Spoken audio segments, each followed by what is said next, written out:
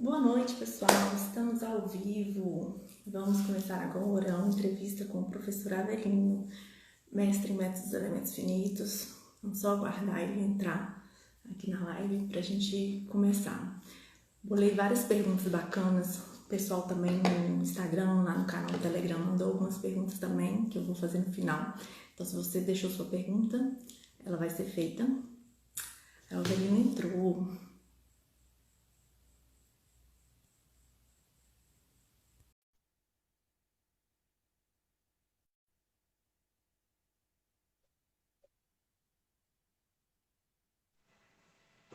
Alô, tudo bem? Ei, boa noite, Avelino, tudo bem? Boa noite, graças a Deus, tudo bem. E você, tudo bem? Tudo jóia também, graças a Deus. Depois de um dia atarefado, né, corrido. Me tirou a palavra da boca, eu pensei isso aí, eu falei, nossa, você deve ter tido um dia corrido, né? Todo mundo, né? A gente com esse Também. negócio do... É que o NCE inteiro está em home office, né? A gente trabalha com projetos, com cálculos, né? Então, o tempo inteiro está fazendo reunião com o cliente e entre a gente, né? Então, consegue colocar os desenhos na tela e tal. Mas o seu trabalho envolve campo, né? Sim, Então envolve, a gente tem tem que ir que, na tem usina. que.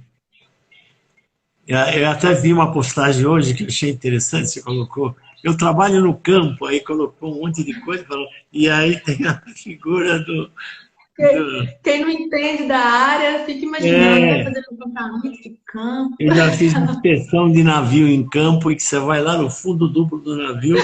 Se você pensar que você está lá embaixo e que o navio é gigante, que se alguém te esquecer lá embaixo, é complicado. Eu já fiz muita inspeção, né, dos navios que a gente calculava, a gente fazia inspeção, ou então navios que tinham problema, que precisavam ser analisados. Tal. Mas enfim, mas é legal. Isso aí faz parte, é uma história longa aí.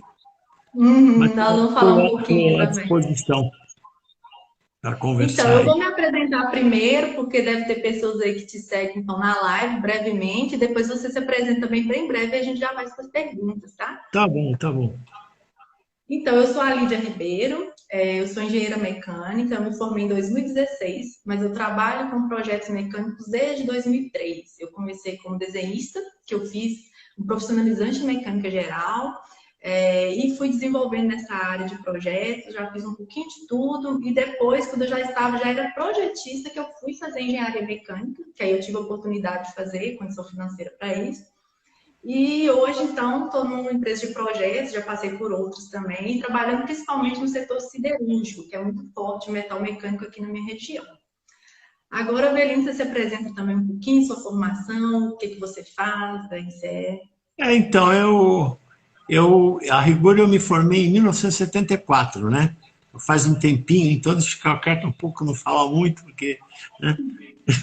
Mas eu me formei em engenharia naval, e numa época que comecei a trabalhar direto com elementos finitos, que sempre foi a minha paixão, né? Eu comecei a querer fazer engenharia naval antes de entrar na faculdade, por causa de um professor que eu tive no cursinho, né? O Sérgio. Fazia cursinho em Santos, um cursinho muito pequenininho. E aí eu fiz naval, comecei a dar aula em cursinho naquele período, e aí fui para o Rio de Janeiro para tentar um emprego, mas eu falei, não, não é isso que eu quero fazer. Aí entra um aspecto importante, já que nós estamos falando de carreira, né? Às vezes você diz não para certas coisas porque não é aquilo que você quer fazer, né? E aí você precisa passar por alguns sacrifícios para falar, não, o meu caminho é aquele. E aí eu consegui entrar no IPT, eu fiquei praticamente 15 anos no IPT trabalhando com um projeto de navio, calculando navio por elementos finitos. E uma coisa que às vezes nem todo mundo sabe, que naquela época nem se falava em CAD. E o elementos finitos já existia, né? A gente fazia as coisas na prancheta, desenhava, eu vi até estava fazendo uma publicação a respeito de desenho, a gente desenhava no papel manteiga o navio e levava para o desenhista falar, desenha. E aí, quando você for tiver dúvidas e sessões, me chama, né? Então, era uma época que o CAD apareceu muito depois do Elementos Finitos, né? Então, eu fiquei um tempo no IPT, fui para a indústria, implantei uma área de elementos finitos na indústria, porque não que eles quisessem fazer alguma coisa maravilhosa, mas é que o cliente final exigia, que era cálculo de carro de metrô. Foi quando eu me envolvi com metrô, com vagão, com ônibus. E aí, depois de um determinado tempo, eu falei, não, chega, agora eu vou querer fazer o meu caminho, né? Foi quando eu montei a NCE há 30 anos atrás, né? Então, aí você precisa ter um pouco de... E tinha 2 criancinhas para comer em casa, né? E eu falei, não... Então eu falei, não, eu vou... Não estou feliz no que eu estou fazendo. Quer dizer, eu gostava, mas o trabalho da indústria não estava... eles não acreditavam muito na tecnologia, né? Então, aí eu montei o NCE e dali para frente a gente começou a fazer coisas, né? Então, a gente trabalha hoje. Hoje nós estamos fazendo, há 2 anos, calculamos navio novamente, né? Estamos fazendo cálculo de locomotiva, de ventilador, cálculo de produto agrícola, que o Elementos Finitos permite ter essa visão geral, né, de cálculo, né? Eu costumo dizer o seguinte, que o círculo de Moore, não existe círculo de Moore para navios, círculo de Moore para submarinos, círculo de Moore para aviões, só tem um Moore, não tem um clone do Moore. Então a mecânica estrutural é sempre a mesma.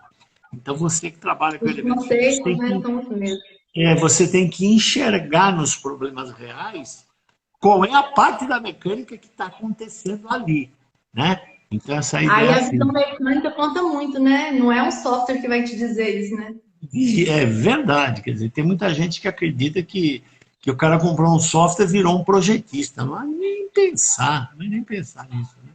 Gente, eu tenho insistido muito nisso, até uma das frases que está no livro lá, que eu coloquei, o primeiro livro já tem 20 anos e ele está sendo muito usado, que é aquela frase que virou... As pessoas acabam usando, né? Se o engenheiro não sabe modelar o problema sem ter o computador, ele não deve fazê-lo tendo o computador. Eu acho que vale na área de projeto também, né? Antes de você sair desenhando hoje na mesmo, frente... falei sobre isso. Falei sobre isso. O pessoal quer já entrar aprendendo um programa de SOLID, de modelagem 3D. Já pergunta assim, qual programa que eu aprendo primeiro? Se você não fizer leitura e interpretação de desenho, se não souber isso, melhor você nem mexer com um programa de modelagem. Eu até brinco com isso no prefácio do livro do primeiro, né? E no outro também eu falo, você vai no médico, o cara fala, olha, eu não entendo muito disso, mas eu tenho um software de medicina maravilhoso. Fica tranquilo que eu vou dar uns enters aqui, mas você sai, se tiver juízo, você sai voando lá do consultório, né? Porque ninguém acredita na analogia. Mas na engenharia tem muita gente que acredita, né? É incrível isso, né? É incrível, você deve conhecer pessoas assim que acham que comprou E até gestores. Tem gestores que acreditam que o software vai resolver e começa a cobrar do engenheiro ou do projetista que ele dê soluções, mas ele não investe no conhecimento do projeto, né? Então, é verdade. O pior que é mesmo. Né? A pessoa acha que, tipo assim, vou comprar esse software aqui, o pessoal aí vai aprender a usar e se vira. E faz os tutoriais e está tudo resolvido. Olha no YouTube como é que mexe nisso aí. Então, mas isso aí... Eu estou há 46 anos, né, digamos assim, trabalhando com engenharia. 30 de NCE e 46, né? Então, estou de teimoso aí já. Estou cumprindo hora extra, vamos dizer assim. Não, tá não. Uma coisa que eu queria perguntar é sobre que você escolheu por engenharia naval, né, um pouco sobre influência do professor seu, né? E qual foi a diferença do curso que você fez naquela época, lá em 74, né? E o do ensino de hoje? Você acha que as faculdades, no modo geral, estão um pouco mais fracas? O que você acha sobre a grade curricular? Então, tem 2 coisas aí que vale a pena citar. Essa pergunta é muito boa, né? Porque muita gente, às vezes, escolhe um caminho e precisa tomar muito cuidado com isso, porque, no fundo, você vai viver a maior parte da sua vida trabalhando, né? Mais do que na sua casa, né? Claro, nos momentos que você está com a sua família, né? Que você tem que aproveitar, mas mas você passa 8 horas por dia, pelo menos dentro da empresa, né? Então, se você... Eu não lembro um dia da minha vida que eu saí de casa e dei aquela... Nossa, vou ter que trabalhar. Nunca isso aconteceu, porque eu sempre trabalhei com aquilo que eu gostei. Mas eu nasci em Santos, né? Fui criado em Santos, e eu estudava num colégio pequenininho em São Vicente, que até um amigo, muito amigo da minha irmã, falou para mim, cara, tem 2 colégios em Santos que vale a pena você fazer, né? No colegial. Um é o Canadá, que era um colégio de estado, naquela época era um colégio fantástico, e o Martim Afonso, que era um colégio pequenininho, ficava do lado da Ponte Pêncil. Só que ele tinha professores maravilhosos.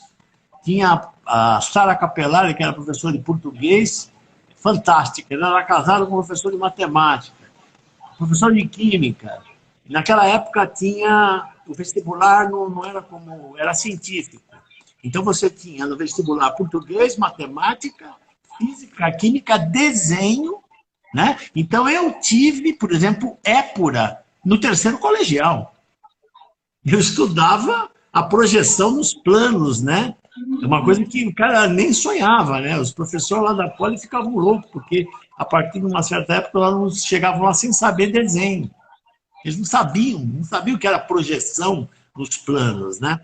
Então, e eu tive um professor no cursinho que ele fazia engenharia naval, ele fazia mestrado, e como eu via navio todo dia, porque todo dia eu estava lá, né, em frente ao mar, via os navios e tal, e aí ele fazia engenharia naval, ele me explicou, e ele trabalhava com elementos finitos já naquela época. Foi quando eu falei, é isso que eu quero fazer, né? Aí eu vim para São Paulo, né, fiz o vestibular, entrei lá na Escola Politécnica, e no 5º ano eu comecei a ter contato com elementos finitos, né? Então esse foi um ponto. E como eu não era uma pessoa assim que tivesse, né, um pai abonado, né? Eu lembro que em Santos tinham 2 bolsas que a prefeitura dava para os alunos da cidade inteira, para fazer cursinho, né? Então, na época, eu raciocinei, uma é minha, né? Quer dizer, com toda humildade, mas eu estudei pra caramba porque eu precisava daquela bolsa, senão eu não ia conseguir fazer o cursinho. Aí entrei, né? E comecei a dar aula no 1º ano da Poli, no curso mais antigo de São Paulo. Eu fiz um concurso para professor, que era o curso Politécnico, né? Depois eu fui dar aula no curso Ângulo, que é um dos maiores cursinhos que tinha, né? Junto com o Objetivo e tal. E comecei a me interessar muito pela área didática, né? Então, eu tive essa experiência, né? E aí, por que eu estou falando isso? Eu fui reparando ao longo do tempo, que eu dei aula em cursinho quase uns 25 anos, né? Depois eu larguei, porque na época que eu fazia mestrado e doutorado, eu comecei a dar aula na Poli, na pós-graduação, não como um professor visitante. Mas isso que você está falando é uma realidade. Houve uma queda, assim, digamos, no programa. Tanto é que no programa da engenharia naval, uma das coisas que me deixou muito animado, né, que eu gostava de estudar, até um parênteses, engraçado, eu parecia um relógio, né? Eu acordava às 6 horas da manhã ou antes, pegava um ônibus, fazia 7 e pouco, começava a aula em São Vicente, eu voltava de São Vicente, chegava em casa, comia, dormia, eu tenho que dormir. Acordava, ficava estudando, aí ia fazer o cursinho à noite. Então era um negócio... Mas domingo tinha simulado, né? Eu ia de shorts, sandália havaiana, fazia a prova. Aí domingo era o dia que eu sumia. Eu ia para a praia, voltava às 10 horas da noite, ia jogar bola, porque era o dia, né, que eu conseguia me, assim, liberar de toda a tensão. Mas o que aconteceu? Durante esse período que eu dei aula em cursinho, eu percebi que... E por que eu falei da naval? Porque eu tive cálculo 1, cálculo 2, cálculo 3, cálculo 4. Eu tive mecânica estrutural do navio. Eu tive resistência 1, 2, 3 e 4. Então o curso era um curso bastante forte, né? Era um curso que tinha, digamos assim, uma exigência muito grande, né? E o tal do TCC que a gente tem hoje era o projeto de um navio inteiro, eram 4 pessoas que faziam. Então, era muito exigente. Agora, Eu, por exemplo... Então, no caso, nesse TCC, você já aprendeu a trabalhar nele, né? Então, tipo assim, fazendo Sim, esse porque projeto... você fazia tudo que tinha no navio. Você tinha que entregar um projeto, você ficava quase que um ano projetando um navio, né? Então você entregava, e a minha parte era a parte estrutural, porque eu gostava de estrutura. Então você fazia tudo que tinha no navio de estrutura, você calculava, desenhava, né? Tinha a parte de motor, casco, hélice, tinha a parte de equipamentos. Então, e tinham 4, né, futuros engenheiros que trabalhavam nesse projeto, né? E o que eu percebi ao longo do tempo, por exemplo, esses cursos que eu dou, eu dei vários cursos, né, de elementos finitos, depois de um tempo em empresas, né, como a Fiat, a Ford, a Volkswagen, a MWM, a Embraer, e cursos abertos que eu dava lá na Unesp, na fundação. E muitos desses alunos, inclusive a Cláudia, né, que vai... Já peguei ela, assim, pelo... E falei, ó, você vai continuar o NCE. E ela aceitou, né? Eu falei, eu não sei se daqui a 10 anos eu tô por aqui, né? Mas ela já... O marido dela também é um cara muito estudioso, ele fez mestrado em elétrica, né? E ela fez mestrado, fez parte até da banca dela. Ela começou como estagiária. E é uma pessoa que tem uma visão incrível, né?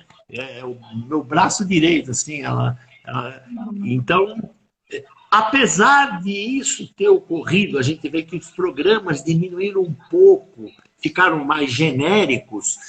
A gente tem um programa interno no NCE que a gente treina as pessoas, né? Por exemplo, o estagiário, ele realmente, ele começa, ele faz os cursos, a gente faz o curso do software. Molda ele, né? Isso. E depois pega projetos que a gente já fez e pede para ele fazer. E acompanha. Então, Bacana. isso hoje... Mas, Ovelino, uma coisa que eu percebo hoje que você falou, por exemplo, assim, hoje eu vejo os alunos às vezes reclamam muito que, por exemplo, igual o seu projeto lá de conclusão de curso foi, né, calcular um navio. Eles falam que hoje os professores não dão coisas práticas para a gente que a gente vai ver realmente na vida profissional. Porém, eu vejo também que os alunos, quando chega algum tipo de atividade que às vezes poderia dar alguma visão, eles só querem fazer para passar. Não querem realmente entender, não querem se aprofundar. Então, muitas vezes, realmente piorou, né? A questão, a grade está muito genérica, como o senhor mesmo falou, porém os alunos não conseguem aproveitar nem isso, né? Não é verdade. Saem engenheiros crus. Deixa eu te falar uma coisa, não precisa me chamar de senhor não, porque meus netinhos de 7 anos me chamam de você. Ô, vô, você, não sei o que. Então fica tranquila. Eu digo assim, não é por causa de... Eu tenho 3 netos, né? 2 gêmeos e um outro maiorzinho. Os de 7 anos são 2 ferinhas, né? Mas é tudo assim, ô, vô, você não sei o que lá, você... Não, é engraçado. Mas isso que você está falando tem um negócio interessante. Quer dizer, tem esse lado do aluno, mas eu já vi algumas coisas que eu tenho sido muito crítico, né?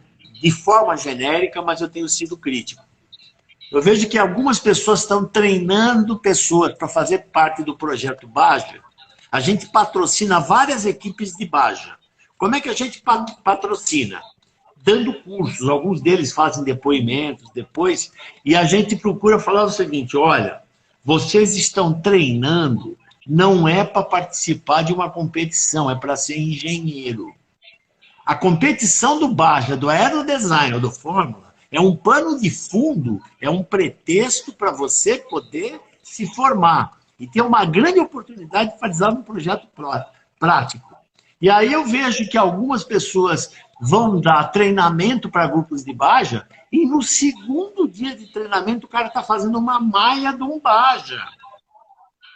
Eu até brinquei numa live aqui, que um dia o meu neto estava aqui do meu lado, eu falei, o que você está fazendo? Estou fazendo aqui um negócio aqui, você gira dos quadradinhos aqui, né? Eu falei, vem aqui, porque hoje a molecada é tudo ratão. A minha filha, por exemplo, é psicóloga, ela tem um programa que é assim, ó, pode parar, agora vai jogar bola lá embaixo, chega. deixa essa porcaria de lado. Claro, você não pode impedir que fique ali, né? Mas tem um limite. E aí eu falei, ó, faz o seguinte, vem aqui, pega o mouse, porque é tudo ratão essa molecada hoje. Dá um File Import Geometry aqui. Fica ali, ó, File Import. Aí apareceu uma peça. Agora vai lá, aqui, Model Material, escolhe esse. Bom, resumindo, você dá os seus cliques no mouse, apareceu um quadradinho lá, apareceu a malha. O cara que está fazendo isso no Baja no segundo dia, ele não está aprendendo nada, ele está fazendo o que o meu neto faz. Exatamente. E aí, né, ele fala assim, ô, vô, você fica fazendo quadradinho no seu trabalho? Eu falo, também, mas tem outras coisas que eu faço, eu te falo com mais calma. Mas isso é uma realidade. Então, as pessoas, o aluno, por exemplo, ele é sedento por informação. Eu tenho tido feedbacks muito positivos de pessoas que têm feito o nosso curso, porque a gente patrocina algumas empresas, algumas equipes de base, e dá um treinamento completo. O treinamento sem custo nenhum, que é o que a gente deu na Embraer, na Fiat, na Volkswagen, na Ford, e dá para eles. Porque eles falam, poxa, isso aí é um treinamento para a minha vida inteira. Aí quando eu vejo um cara chegar no segundo dia e começar a ensinar o cara a fazer quadradinho, tanto que teve um rapaz que trabalhou comigo, hoje ele está no Sul, né? Muita gente, até fiz umas cartas de indicação para ele, um cara muito bom.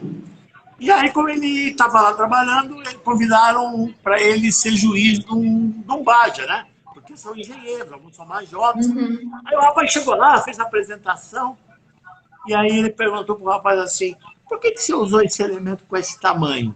Aí o rapaz falou para ele, não, isso é o software que decide.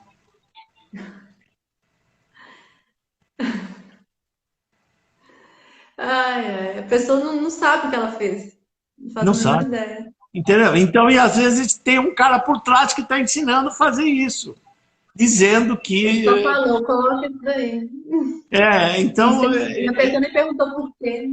Então, resumindo na tua pergunta, eu acho que isso aí tudo contribui para a gente ir perdendo, né? Então, eu estou numa fase no NCE hoje que eu costumo dizer que acho que é um dos períodos mais felizes, porque as pessoas todas que estão lá têm uma alta inteligência emocional, né? São pessoas são jovens, mas têm mestrado, estão fazendo doutorado, mas são pessoas práticas, né? Que foram treinadas a pensar como engenheiro. A gente sempre...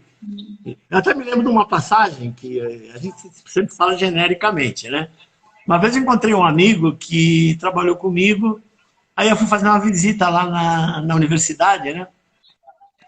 Aí ele olhou para mim, como vai? Você tá bom, cara? Quanto tempo? Que saudade, bacana, que legal, a gente tinha uma empatia. Aí ele fez uma pergunta para mim que me deixou assim, meio pensando o dia inteiro. Ele falou, como vai a vida lá fora? E assim, eu falei, tá tudo bem. Como se na universidade você tivesse um mundo e lá fora, além de Newton, fosse outra. A mecânica lá do engenheiro não tem nada a ver com como vai a vida lá fora. Quer dizer, a gente não vive... A vida acadêmica fosse algo genérico, né, como você mesmo disse, teórico, que não fosse aplicável à vida prática nossa que for. Isso é uma coisa que eu agradeço todo dia, já me falaram, inclusive porque eu tive a oportunidade de estar dentro do Instituto fazendo projeto e, ao mesmo tempo, com uma vida acadêmica. Eu tive as duas coisas na minha vida e continuo tendo. A Cláudia também. A Cláudia é uma menina excepcional, né? Eu falo menina, assim, carinhosamente. Ela já tem uns 30 e poucos anos, mas ela está fazendo doutorado agora e eu estou treinando. Ela está, assim, como gerente, ela está fantástica. E ela conhece muito, né? E ela começou como estagiária, mas ela tem uma visão muito prática e ela dá aula em faculdade. Ela dá aula à noite. Então, a pessoa que está ali no dia inteiro resolvendo problemas em projeto, fazendo modelos, né? Nós estamos fazendo modelo agora de caminhão, modelo de estrutura agrícola, modelo daqueles ventiladores de túnel, né? Como aqueles túneis. Eu não sei se você já desceu para a Baixada Santista, para a minha terra, que tem aqueles túneis da Imigrante. E nós estamos agora, eles estão fazendo lá para o litoral norte, estão duplicando, e eles colocam uns ventiladores gigantes, que é porque se tiver incêndio ou congestionamento, aqueles ventiladores têm que funcionar para tirar poluição, né? Então ele fica em empuxo máximo e mínimo, ele fica, né? Tem fadiga e tal. Então, a gente está fazendo um mundo prático, né? Assim, o dia inteiro, com projetos diferentes e usando a teoria para projetar. Isso é muito legal, né? Então, nesse ponto, eu me considero uma pessoa feliz, né? Porque você não tem... Eu faço exatamente aquilo que eu sempre quis fazer, né? Então, eu acho que isso é importante, isso é muito importante. Talvez, assim, para aquelas pessoas que estão começando para o jovem, eu tenho uma passagem para encerrar, não quero me estender muito, mas quando eu fui para o Rio de Janeiro, me formei, eu falei, não, vou dar uma chance para saber, porque a indústria naval no Rio era fantástica, né? Só que a indústria naval no Rio, ela recebia os projetos exterior e era uma montadora de navio. Cada 45 dias ele jogava um navio no mar. E eu fui em vários estaleiros. Fiz entrevistas e tal. Aí depois de fazer umas 4, 5 entrevistas, eu olhei, né, não falei isso para ninguém, porque não seria assim delicado. Mas eu pensei comigo, falei, esses caras estão transformando polegada em milímetro. Eles estão recebendo projetos que vêm de fora. E no IPT, a gente tinha a divisão naval, onde a gente fazia projetos totalmente fora do convencional, que precisava de cálculo, né? Não era só norma, né? Você tem normas de navio, mas tem aplicações que fogem totalmente da norma. E você tem que, como engenheiro, calcular, né? E aí, então, isso me fez voltar, e não foi imediato que eu consegui. Eu esperei uns 6 meses até que eu recebi um convite e fui trabalhar no IPT. Mas eu preferi ficar naquela situação meio de incerteza do que falar, não, aqui eu tenho emprego garantido, mas eu vou fazer um negócio que eu não gosto. Isso daí jamais, né? Eu posso dizer com certeza que até hoje, todas as coisas que eu fiz na minha vida profissional são coisas que eu sempre gostei de fazer, né? E então isso é muito importante, né? É claro que nós estamos vivendo momentos complicados, mas eu acredito muito que o Brasil é pujante, vai, né? Esse negócio da pandemia, e eu vejo que tem muita gente que está investindo. A gente pegou os nossos cursos de EAD. A minha região aqui, principalmente a área de projetos, as empresas estão correndo atrás de gente e não está tendo, não tem ninguém na área de projeto desempregado aqui. Então, olha só. Muita gente tem procurado. Tá assim. A parte de EAD, os nossos cursos, eu sempre dei curso presencial, né? Eu viajava o Brasil inteiro. Fui dar curso na Nokia, fui dar curso na Fiat, fui dar curso na Bahia, na Ford, fui do Rio Grande do Sul. O dia que, eu nunca me esqueço, o dia que eu ia dar o curso em Belo Horizonte, quando começou a pandemia, o meu filho entrou pelaquela porta e falou, você tá louco, pai, você não vai pegar um avião. Você quer? Suicida você? Aí eu, meio assim, né? Passa ao contrário, né? Os filhos querem mandar em você, né? Mas depois eu pensei, eu falei, tá certo, né? E acabou todo mundo passando para o curso EAD. É que eu já tinha gravado os EAD há muito tempo, não foi por causa da pandemia. Dá muito trabalho para fazer. E eles são idênticos aos presenciais. E eu estou percebendo que as pessoas estão investindo muito em conhecimento. Né? Isso é muito importante. Então, e você citou o caso da sua região. Avelino, que esses problemas aí que a gente falou sobre a grade curricular, às vezes a postura do próprio aluno, você acha que isso contribui para hoje ter muitos engenheiros desempregados? Ou você acha que ainda tem algum outro fator? Ou você acha que talvez é a pessoa que escolhe a profissão só pensando que talvez é uma profissão que vai dar dinheiro porque tem o piso, né? O que você acha que seria um dos fatores assim, para ter tanto engenheiros desempregados? Ou que eu vou citar um exemplo, só não vou dar nome porque é bom a gente não citar nome assim, mas tem uma engenheira que trabalha com a gente, que essa menina é fantástica. Ela, não estou falando da Cláudia, a Cláudia é um ponto fora da curva, mas ela fez a mecânica, né? Fez a mecânica, se formou e ela não tinha uma experiência prática. E ela quis fazer um estágio na NCE depois de formada para aprender. Ela falou, eu quero aprender elementos finitos. Eu quero fazer um estágio, não preciso receber nada. Mas, então ela fez o curso, tal. Dali a pouco ela começou a se desenvolver. Hoje ela está gerenciando projetos dentro do NCE. Quer dizer, o que eu quero dizer com isso é o seguinte, é claro que não tem uma fórmula mágica, mas é uma pessoa que foi lá e falou assim, não, eu tenho capacidade, eu tive uma boa formação, eu posso aprender isso e me dedicar a isso que eu gosto. E isso está acontecendo.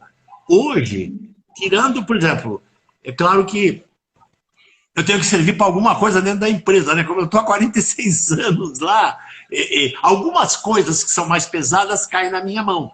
Criar um procedimento de cálculo de fadiga, criar um procedimento de peneira vibratória. Então, eu crio procedimentos e aquilo fica lá solidificado.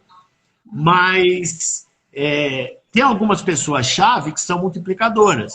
Essa pessoa que eu estou falando se tornou uma multiplicadora.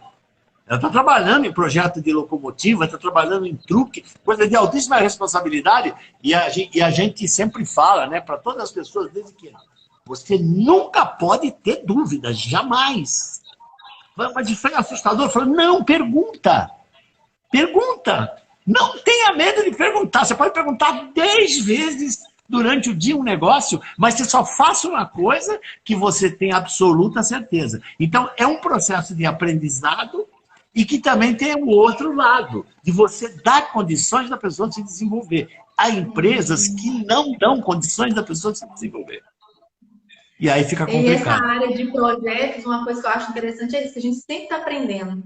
Né? É uma área que o elemento finito sempre está desenvolvendo alguma coisa, alguma habilidade, algum conhecimento diferente, né? Sempre tem o que você pesquisar, o que você aprender.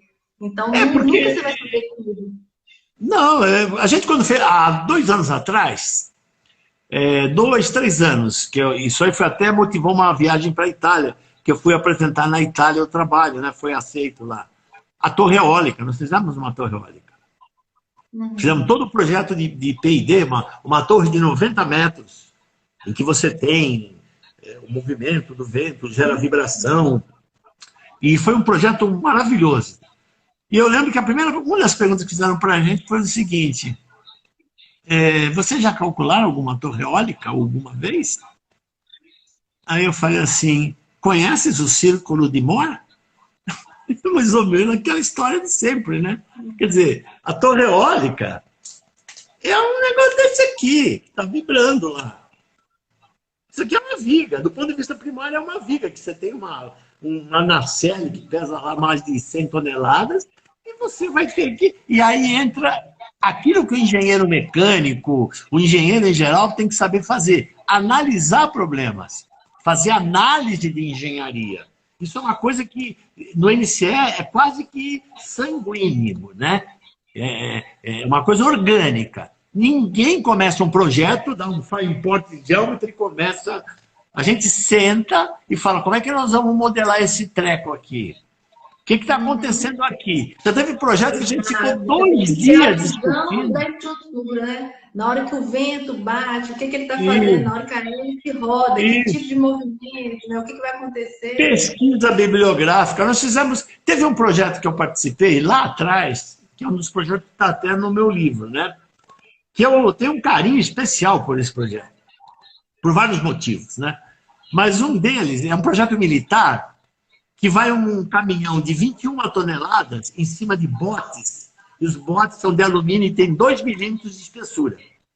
Então você imagina quando você calcula aquilo e você vê as 21 toneladas andando em cima daquele treco e entrando, né?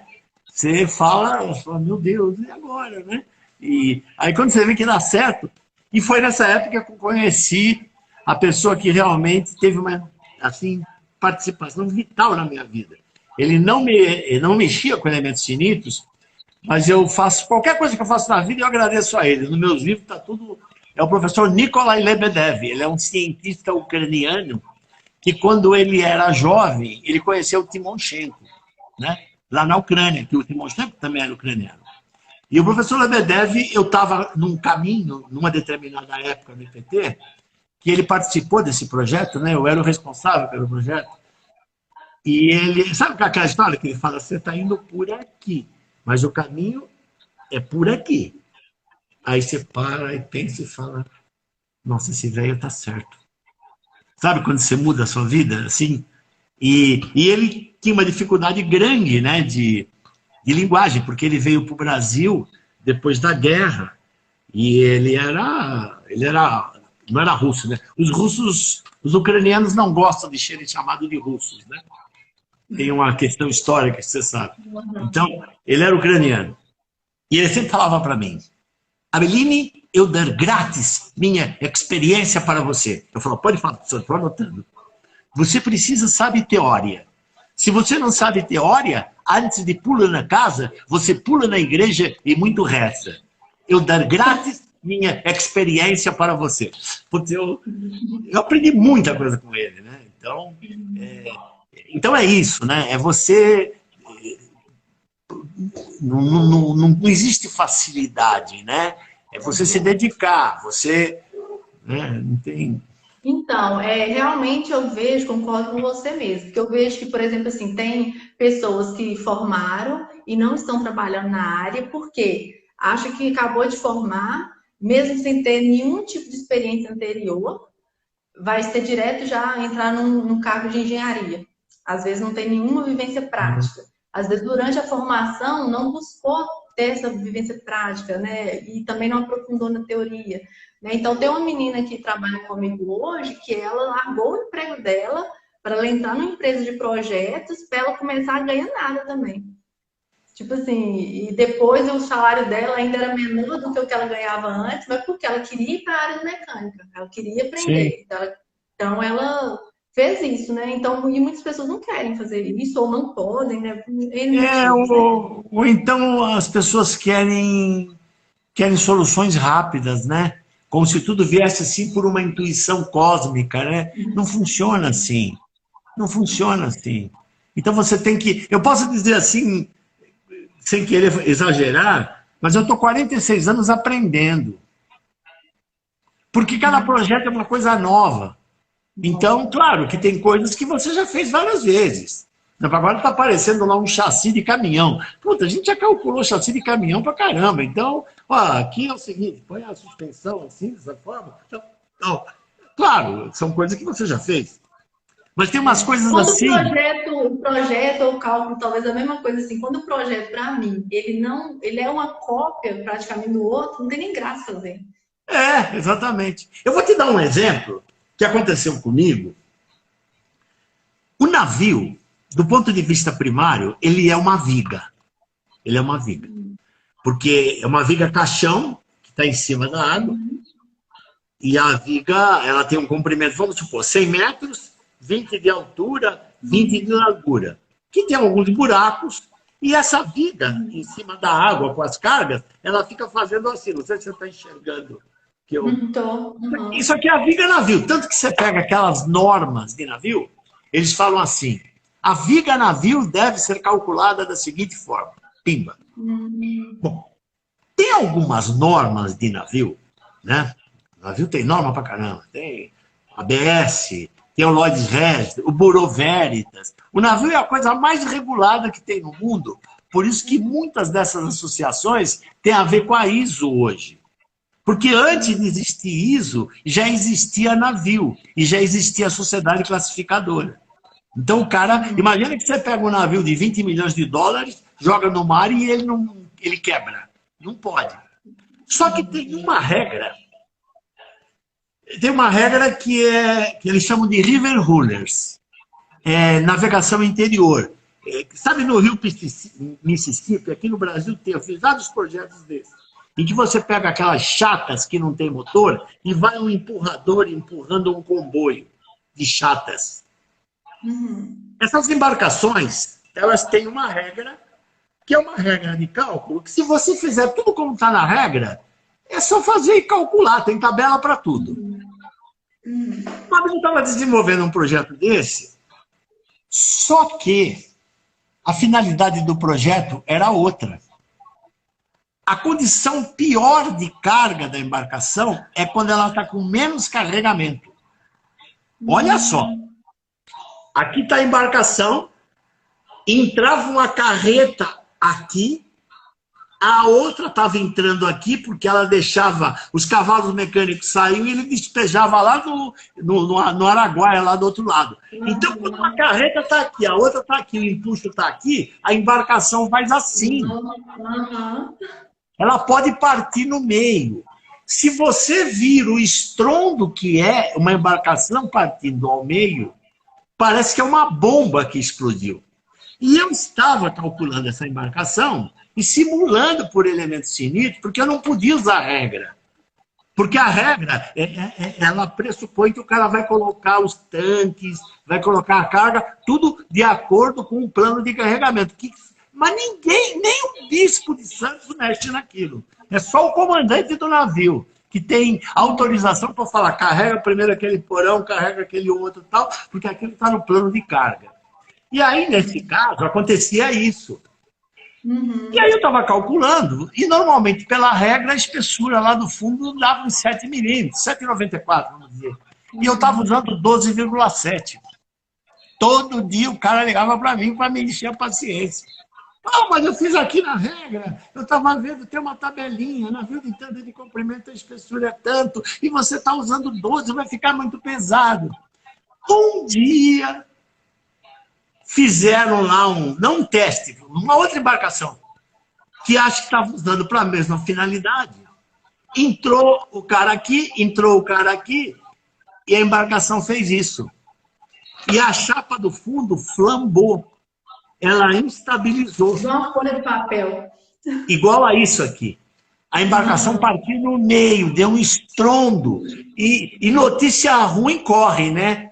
Eu recebi essa notícia, o que eu fiz? Eu peguei no telefone e liguei pro carinha, né? Eu falei, nossa, cara, eu ouvi um barulho aqui em São Paulo que veio daí, acho que cruzou o país inteiro. Que foi isso que aconteceu? Me explica aí. Aí eu falei, é por isso que a 12,7 para de me ligar e não enche a paciência, cara. Porque isso é engenharia, né? É por isso que o professor Lebedev fala, ele falou para mim, a primeira vez que eu conheci o professor Lebedev, ele falou para mim, Abelini, eu quero saber uma coisa de você. Eu falei, diga, professor. Você é engenheira ou engenheira papagaio? Eu falei, engenheiro papagaio? O que é isto? Engenheiro papagaio é que só usa fórmula. Engenheiro verdade pensa.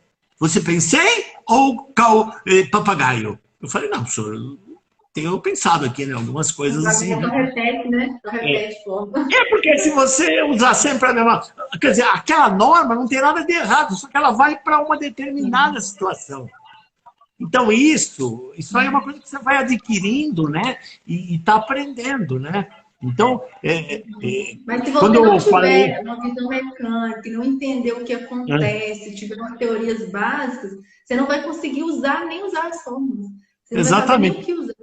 Né? Por isso que eu acho que esses projetos acadêmicos são fantásticos. Eu fiquei muito feliz com alguns depoimentos que eu recebi, de pessoas, eu coloco no próprio Instagram, no LinkedIn, né, para as pessoas, não no sentido de mostrar, olha, cara, esse é o caminho. Você não está aí para fazer uma competição e é claro que você quer ser o primeiro lugar do Baja, é bacana, vamos lá, vamos comemorar, mas de nada adianta se você fizer um relatório quadradinho, tudo, e na hora que você vai para a tua vida profissional, você não tem um alicerce para poder usar. Quer dizer, a lógica disso. Algumas pessoas deixaram perguntas, né, no meu perfil e no canal lá no Telegram, e o pessoal aí que tá vendo essa live, né, se não me segue lá no Telegram, procura lá, Engenheira Lídia Ribeiro também. E aí eu vou fazer as perguntas agora, e quem tiver pergunta que está aqui na live, pode deixar na caixinha, tá? Clica na pergunta ali, numa interrogaçãozinha, deixa a pergunta lá que depois a gente faz também. Tá bom. O Daniel Silva, Proje, perguntou, quais os caminhos para se estudar e trabalhar com elementos finitos? Então, o caminho é o seguinte, aliás, eu vou falar isso aqui, mas isso está num vídeo que eu coloquei no Instagram. Se ele for no meu Instagram, for no LinkedIn, eu fiz um vídeo sobre isso, que é o que eu vou repetir agora. Porque eu fiz o seguinte comentário. As pessoas me perguntam exatamente isso. Como é que eu começo elementos finitos? Aí eu falei assim, eu vou responder uma coisa que pode parecer estranha. Mas assim que eu falar, eu já vou em seguida falar outra coisa para não dar a chance do cara pensar. Eu falei o seguinte, comece pelo começo. Aí o cara fala assim, mas isso aí não é óbvio? Não, não é óbvio. Não é óbvio. Porque como é que as pessoas começam? Elas começam fazendo malha usando tutorial de software. Isso daí o meu neto faz. Eu não sei se você tem filho pequeno, não. Mas o sobrinho que for. Se tu pegar um sobrinho pequeno, que já tem um pouquinho de habilidade, e tu colocar um tutorial e tu ficar do lado, aperta isso, aperta aquilo, ele faz uma malha. Então, as pessoas estão fazendo isso. Então eu falo o seguinte, aí eu vou explicando, olha, quando você vai fazer uma malha de elementos finitos, você tem que conhecer 3 coisas. Né? Respondendo a pergunta, primeiro você tem que entender que você precisa calcular um conjunto, e você vai entender o conjunto a partir do comportamento de cada trecho, que você vai dividir para dominar, é que nem na guerra. Na guerra tem uma técnica, né? Eu quero dominar isso aqui. Então eu domino aqui, aí vem aquela história, tá tudo dominado, né? Aí você dominou o conjunto. Isso é a primeira coisa. Segundo, é você conhecer os comportamentos físicos da mecânica estrutural. Aí você fala assim, então eu tenho que conhecer todos os comportamentos da mecânica estrutural? Sim. Então o cara tem que ser um professor Pardal? Não, só tem 4 comportamentos da mecânica estrutural que a gente dá no curso. É viga, é chapa, é sólido, é a viga de parede fina. A viga de parede fina é isso aqui, ó. Tem um comprimento muito maior que a altura e que a largura, que é muito maior que a espessura. A viga de parede fina, quando ela torce, ela gera tensão normal. Mas isso a gente dá no curso, isso aí é uma coisa básica. As pessoas fazem modelos sem saber isso. E terceiro lugar é conhecer a formulação dos elementos. Quando você faz uma malha, por exemplo, né? Vou te dar um exemplo aqui, ó.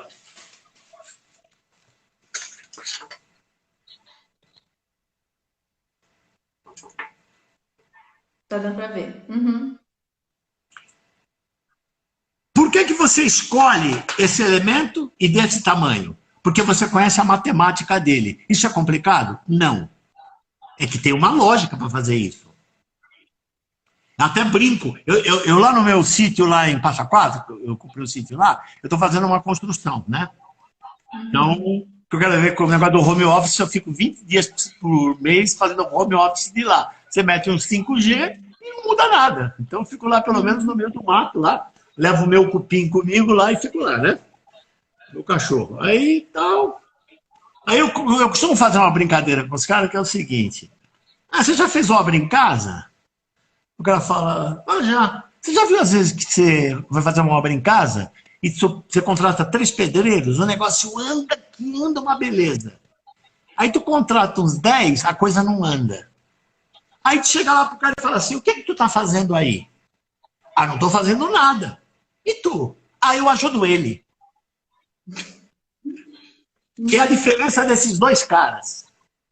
Esse cara aqui é bom de serviço. Esse cara é muito ruim de serviço. O cara que faz uma malha igual a essa, ele gosta de viver perigosamente. Mas por quê? Porque ele não conhece a teoria. Isso não é complicado. Então o que eu quero dizer é o seguinte, como que você começa elementos finitos? Estude a teoria, com uma visão de engenharia. Né? Então, no caso, você recomenda a pessoa, por exemplo, assim, ela fazer seu curso, ou ela pode, por exemplo, se ela tem talvez pouco recurso por enquanto, comprar o seu livro e já ir estudando? O livro tem uma característica didática igual ao curso, exatamente. E os cursos agora, a gente está facilitando muito com a pandemia, paga pelo PayPal várias vezes, mas tudo bem, é importante que que se ele for devagar, ele pega o livro e ele acompanha. Então, você tem módulos também, né? Método de elementos finitos do 1, tem o 2. Sim, sim. Eu acho que tem que ter essa regularidade. Primeiro, o alicerce de tudo é o módulo 1. O módulo 1, ele aprende isso que eu estou falando. Como é que você modela, né? A gente realmente, há pouco tempo atrás, calculamos casas de força, que vai em usina. Fizemos os modelos e tem uma diferença enorme entre você modelar por elemento de viga e por elemento de casca, desse tipo aqui. Porque os detalhes de tensão você não pega no elemento de viga. Então você pode usar a norma, aquela formulação, ou pode fazer por elementos finitos. Isso tudo a gente discute nesse curso. O segundo curso já é dinâmica, é o cara que vai aprender vibrações, né? Ele precisa disso, porque ele trabalha com vibrações. Aí ele é obrigado. Tem um tenista que perguntou de qual autor mesmo, gente. O Avelino é o autor do livro e ele também que dá o curso, tá? É dele. Isso mesmo, isso mesmo. Até uma vez teve um aluno que brincou, ele fez o curso comigo, né? Presencial. Aí depois ele foi ler o livro, o pessoal tem feito isso, ele leu o livro, que é uma boa revisão. Aí ele falou para mim, caramba, eu li o teu livro, é igualzinho à aula, né? Aí eu falo, fui eu que fiz, pô. Aqui o Thiago perguntou uma coisa interessante aqui.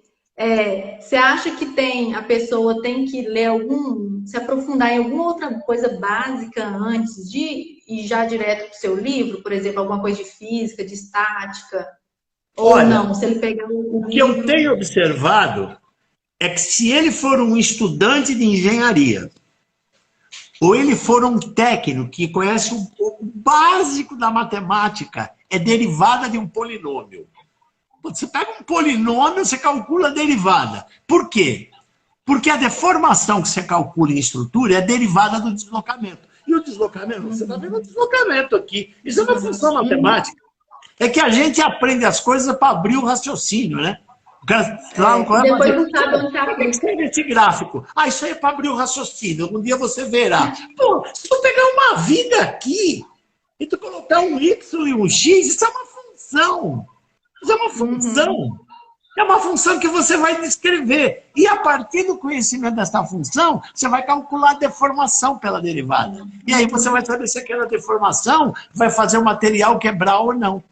Então... E também eu acho que a pessoa pode também, por exemplo, se ela está lendo o seu livro, e se ela sentir talvez necessidade de aprofundar em alguma outra coisa, ela pesquisa aquela coisa específica, né?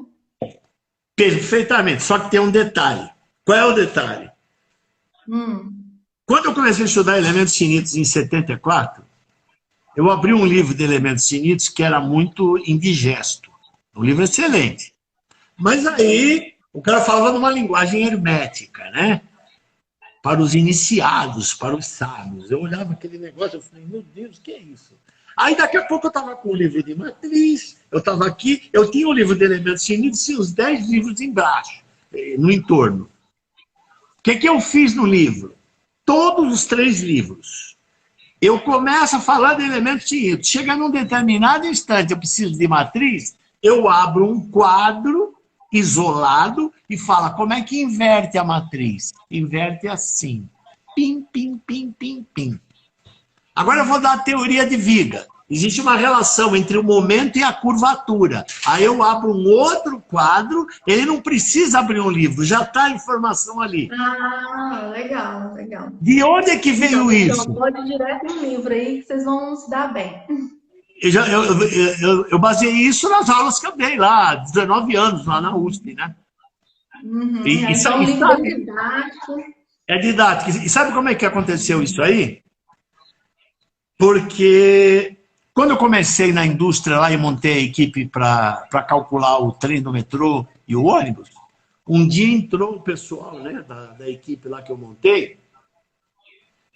Eu falei, poxa, os caras vão me bater agora, aqui eles entrando meio assim e tal. Aí eles perguntaram para mim, Avelino, porque eu falei, vamos fazer aí, vocês vão fazer curso lá na universidade, né, para poder dar uma oportunidade e tal. Aonde que eu vou usar esse tal de variacional no ônibus? Falei, meu Deus do céu. O que o cara faz? Ele dá a teoria do batatoide. Já ouviu falar da teoria do batatoide? A teoria do batatoide é o seguinte, o cara chega assim, consideremos um contínuo. Aí ele desenha um negócio que você não sabe se é uma ameba, se é uma batata, e aí ele pega, monta um monte de integral, e o cara fica olhando para aquilo e chama aquilo de elementos finitos. Pô, elementos finitos você tem que falar e falar, olha, ali é um chassi. Olha o que está acontecendo ali no chassi. O chassi, ele tem um comportamento global e ele tem uma flexão localizada. Como é que eu trato isso? Isso é um problema físico. Entendeu? Então aí você começa... Foi aí que comecei a escrever o livro, dentro da indústria.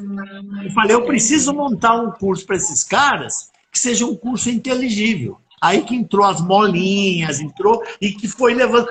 Todos os 3 livros, né? Porque... Esse ano nós vamos lançar um que já está na editora, que é sobre desenvolvimento de produto. Técnica de desenvolver produto. Claro que como elementos finitos faz parte, nós não vamos dar a teoria de elementos finitos, mas nós vamos mostrar aquele mapa todo. Como é que você gera um baseline? Como é que não sei o que lá? E aí, a gente tem um capítulo que tem vários projetos diferentes calculados por elementos finitos. E a gente fala como é que... Isso está para ser lançado. Está na editora. E falta fazer o de fadiga, que todo mundo está cobrando, né? Que o curso a gente já tem, está na forma de apostila. Mas esse é o grande problema. É as pessoas não relacionarem essa matemática ao mundo físico. Esse é o grande problema. Talvez porque o cara não viveu isso. Verdade. Ele não viveu. Só um aviso aí para o pessoal, que quando dá 1 hora, às vezes o Instagram cai a live. Aí o que eu vou fazer? Sim. Eu vou deixar gravado e aí eu vou e abro outra, tá? E aí a gente faz o processo de novo, tá bom? Uma outra pergunta, que aí quem mandou foi o Marcos.Benício, que ele trabalha também com projetos mecânicos há muito tempo, ele é de Juiz de Fora, muito experiente também. Ele mandou uma pergunta, quais são os pré-requisitos para fazer o seu curso online? Né? Tem algum pré-requisito? Os pré-requisitos são basicamente... a matemática é aquilo que eu falei, no máximo você conhecer a derivada de uma função polinomial, não tem aquela função maluca, arco tangente, arco seno, é um polinômio. Você derruba lá o coeficiente... Então, aluno mais ou menos no 3º período já poderia fazer? Já poderia fazer. Porque quando eu vou dar alguma coisa da resistência dos materiais, eu faço uma revisão. Por exemplo, curvatura. Eu pego uma viga. O momento fletor, eu vou aplicar um momento aqui. Na hora que eu aplico o momento, a viga curva. Existe uma relação entre momento e curvatura. Aí eu vou lá no canto, como tem uma tabela lá no livro, e eu deduzo junto com os alunos. Fala assim, isso aí é problema matemática. Se você pegar o arco, dividir pelo raio, isso daqui dá o quê? Dá o ângulo em radianos. Aí quando você vai derivar, você observa que a segunda derivada do deslocamento está associada à curvatura. Essa é a fundamentação da teoria de viga. Você faz isso assim com 2 continhas. Entendeu? Então isso aí, tudo que eu uso, eu vou antes e falo. Quando eu vou falar o bitridimensional, eu preciso da teoria da elasticidade. Eu preciso calcular a deformação. Eu preciso da lei de Hooke. O epsilon, o sigma, o E. Né? Só que você atua em várias direções. Como é que eu contabilizo isso? Isso dá para fazer, eu faço essa conta junto com os alunos. No curso, eu escrevo umas 60 folhas de flip chart. Porque eu quero que o cara faça comigo. Né? Eu quero que o cara faça comigo. Então, para ele entender de onde vem. Né? Então, eu acho que isso daí é fundamental, pelo menos na minha concepção. O Lucas Azevedo, lá pelo Telegram, ele tinha perguntado como iniciar na área de métodos de elementos finitos, a gente já falou sobre isso, mas ele fez outra pergunta também, que talvez você deve escutar bastante. Qual software melhor se adequa às necessidades de alguém que ainda está na faculdade? E qual é mais demandado no mercado de trabalho? Essa pergunta é uma pergunta interessante, porque tem vários softwares que são equivalentes. Por exemplo, eu, no NCE, eu trabalho com o Nastran da Siemens. Então, é o NX Nastran com o FEMAP. É um software, eu costumo dizer que esse é um software para engenheiro.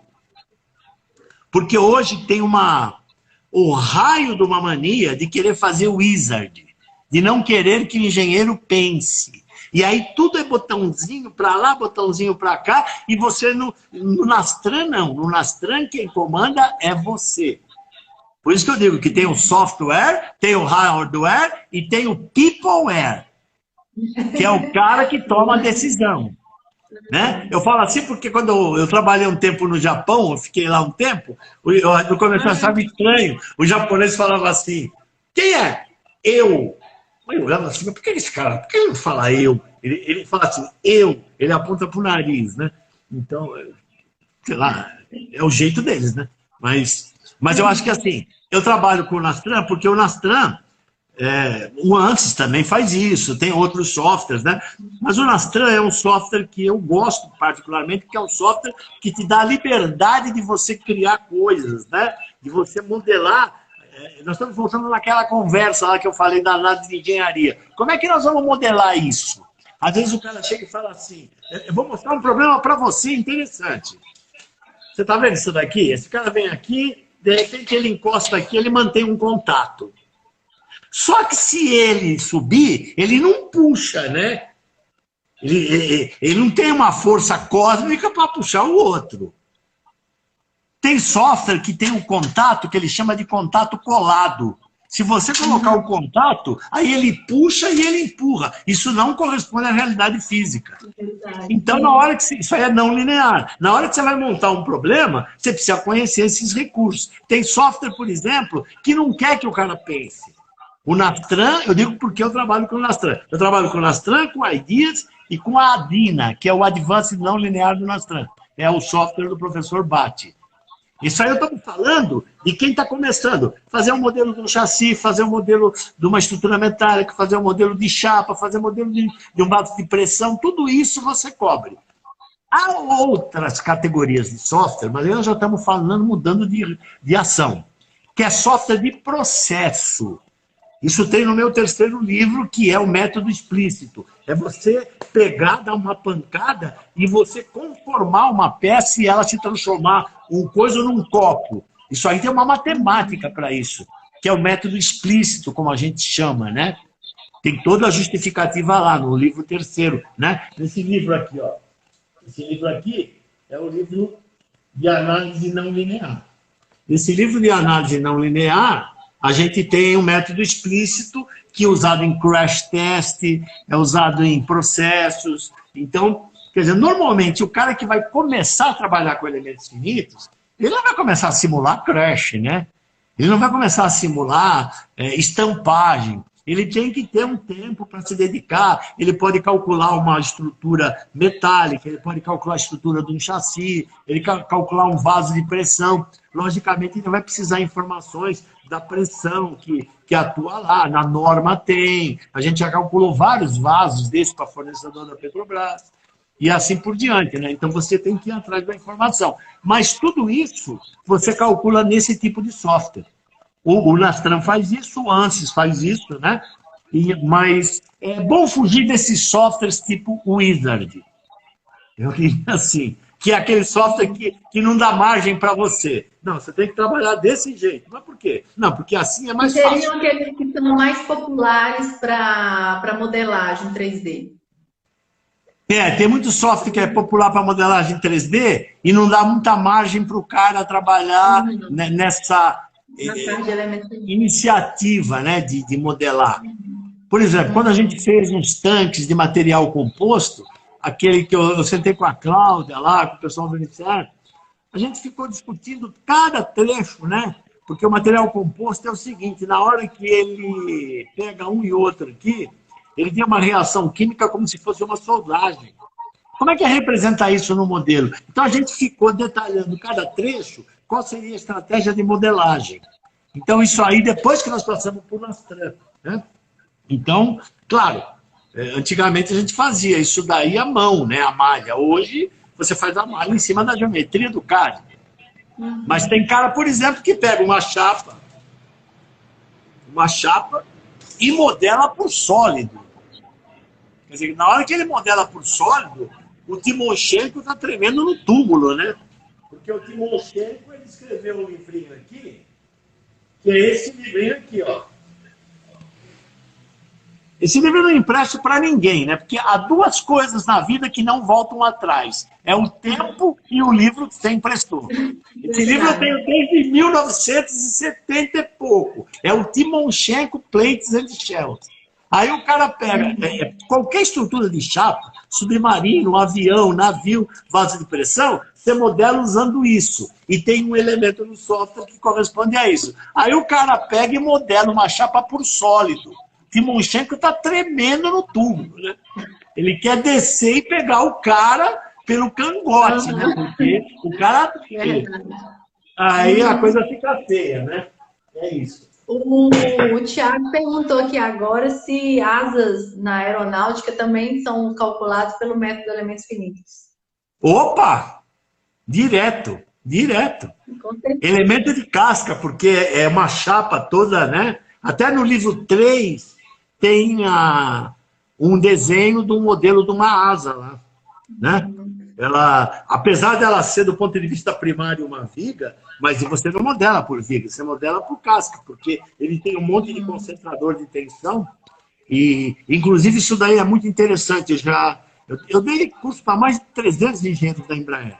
E uma vez a gente teve uma relação com a Embraer sobre asa, que eles queriam que a gente fizesse um trabalho, mas tinha que ficar lá dentro, não podia sair de lá. Então, isso aí acabou inviabilizando. Mas o que acontece? A asa, você faz todo o modelo em casca e ela tem uma interface com a fuselagem. Então, é muito importante você ter o modelo dela detalhado, porque existem algumas regiões do avião que você tem que fazer inspeção periódica. Por quê? Porque se você tem uma trinca naquela região, vamos supor que você tem um controle de qualidade. Agora eu estou falando da sua área, olha só. Estou nessa parte de inspeção. Você tem um controle de qualidade que só pega a trinca a partir de 1 milímetro. Se você tiver uma trinca de 0,99, você não pega. Só que aquela trinca de 0,99, ela começa a expandir, ela começa a progredir, e a partir de um certo instante ela chega no comprimento crítico de trinca. E a asa, né, se o cara está no avião, fica dando tchau para a asa, já era, né? Começa a rezar porque, né, a coisa vai ficar feia. Então, a mecânica de fratura cuida disso. No curso de fadiga a gente fala sobre isso. Você tem uma trinca que você não detecta, então você imagina que tem um mínimo de trinca um pouco abaixo. E aí, com o carregamento, você tem regiões que as trincas não evoluem, regiões que elas evoluem, e a partir de uma certa região, você tem a propagação instável, que é o colapso. Isso você faz com a ajuda de elementos finitos. O Lucas aqui, ele perguntou se é importante saber, não modelagem 2D, mas no caso seria desenho 2D para trabalhar com métodos de elementos finitos. É importante saber sobre desenho técnico para trabalhar com elementos finitos? Olha, numa certa medida, eu digo o seguinte, não é obrigado que a equipe inteira conheça, mas a gente vive isso no NCE. Isso é real. Às vezes, o cliente chega para nós e fala assim, eu tenho o 3D da peça. Você tem o 3D? Então manda. Porque se for chapa, a gente extrai a mid-surface no CAD. A gente não faz isso no TAM, faz no CAD. E faz as correções devidas da geometria. Você faz um mapeamento que é dividir em regiões, que são regiões bem comportadas para poder fazer uma malha regular. Porque se a malha estiver toda torta, afeta o resultado. Às vezes, o cara não tem o 3D. Aí fala assim, eu não tenho 3D, eu só tenho 3D. Eu falo, não tem problema, manda. A gente constrói o 3D para em cima dele fazer a geometria. Né? Então, o pessoal lá conhece isso.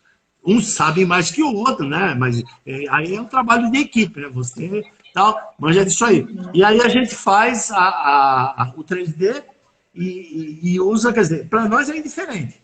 Se o cara fornece um projeto, seja 2D ou 3D, é como diz aquela história, eu não quero saber se o pato é macho, eu quero o ovo, né?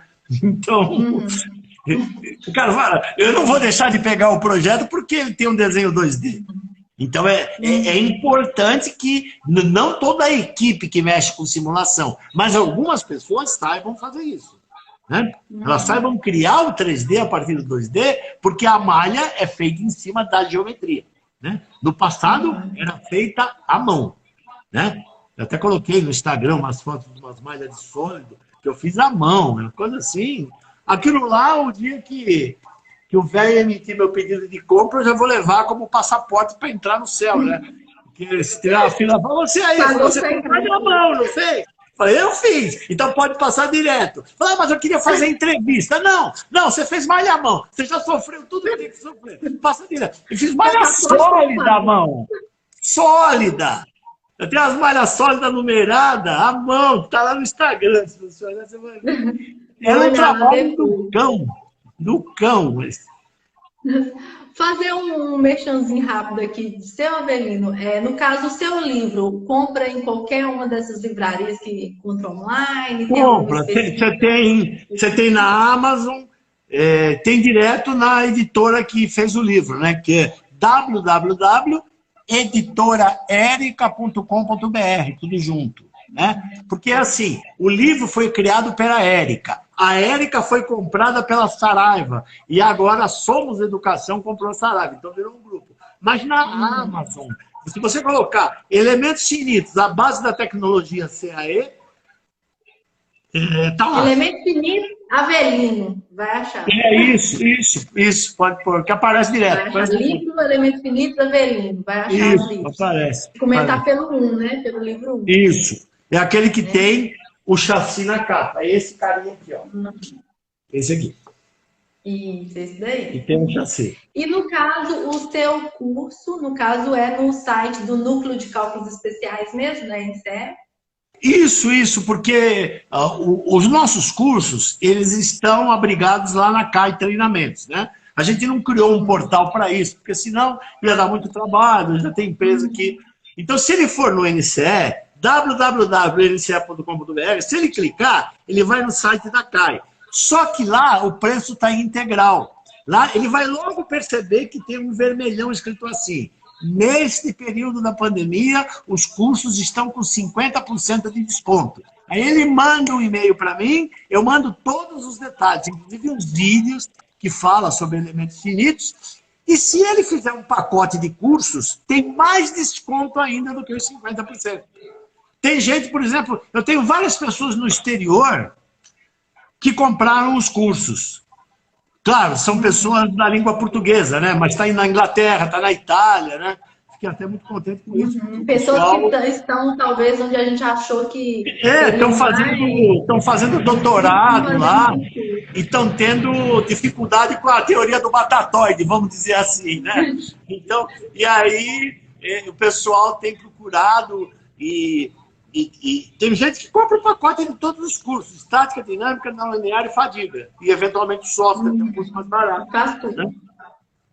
O Thiago fez outra pergunta aqui, ó. Como fazer uma boa modelagem 3D para uma análise estrutural? O método de execução da modelagem vai influenciar nos cálculos? Vai. É importante, isso daí decorre quase que como uma consequência do entendimento da formulação do método. Por exemplo, quando você faz um modelo de elementos finitos e você gera a malha de um sólido é feita em cima do sólido 3D. A malha de chapa é feita na mid-surface. Se você pegar, por exemplo, e criar uma micro-surface desse tamanho, como ele usa surface, ele vai criar um monte de elemento pequenininho.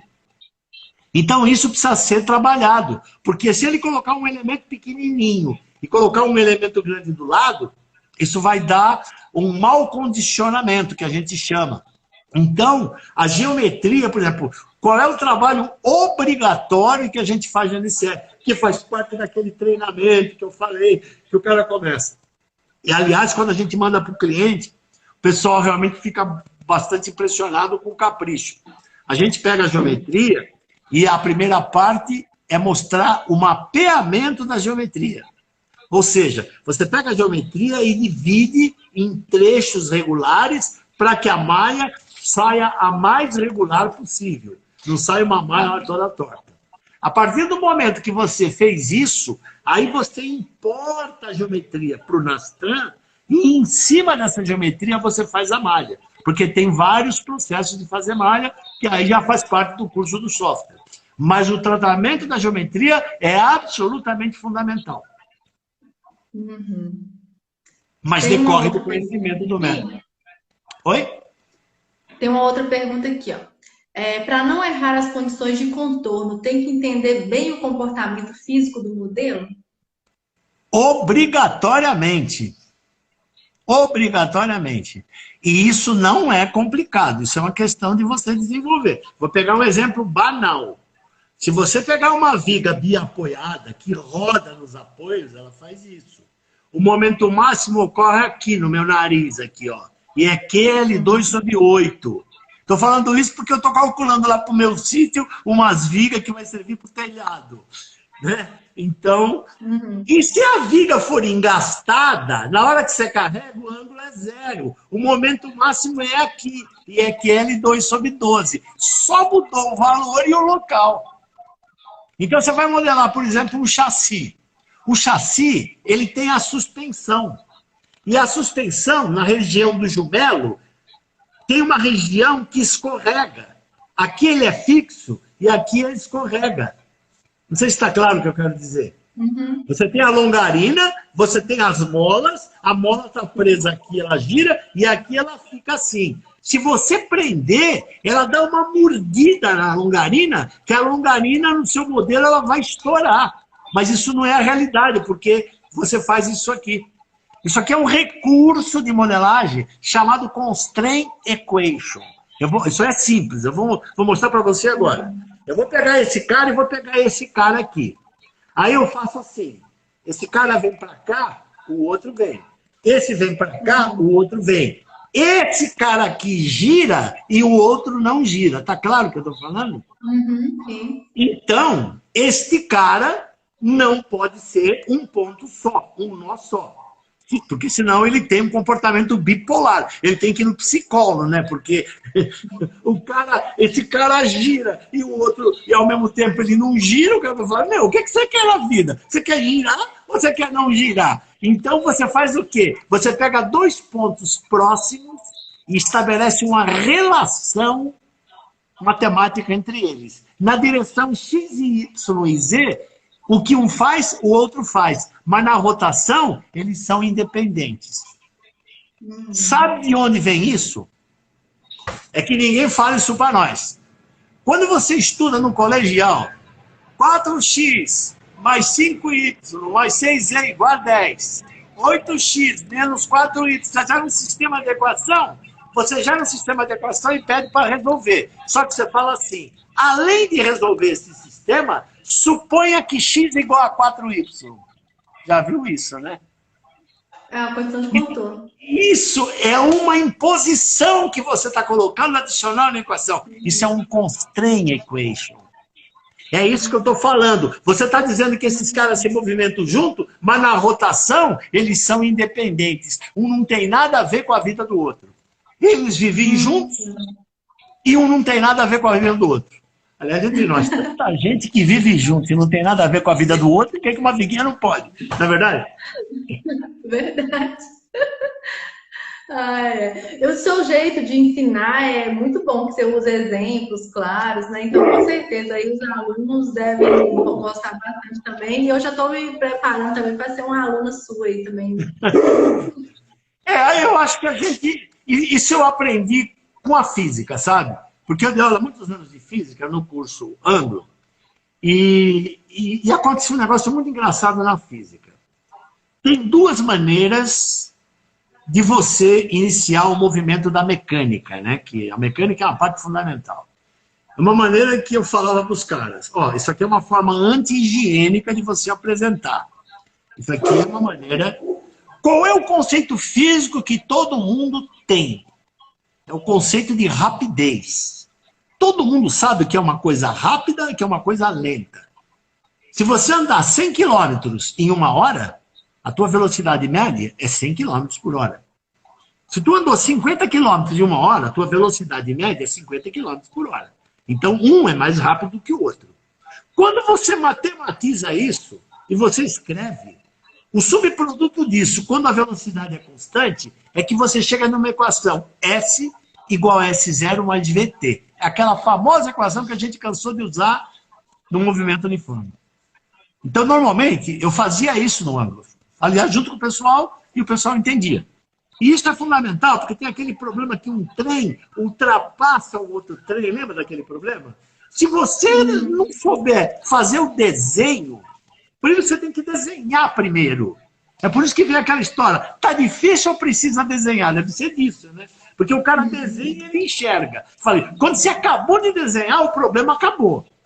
Aí chega um carinha lá e fala assim, pessoal, vamos estudar o movimento uniforme. O que é movimento uniforme? É um movimento cuja função é do tipo S igual a S0 mais VT. Exercício. Dá vontade de pegar um gato morto, bater no cara, quando o gato miar, você para. O cara não tem direito de fazer isso com o aluno. Verdade. O cara não pode fazer isso. Mas faz em elementos finitos, faz em física, faz um... O cara não está vivendo aquela situação. Né? Eu diria que é mais ou menos aquela história. Nós estamos falando tudo em pessoal, né? Pelo amor de Deus. E aí, como vai a vida lá fora? O cara perguntou isso para mim, eu saí assim, no caminho, minha vida lá fora.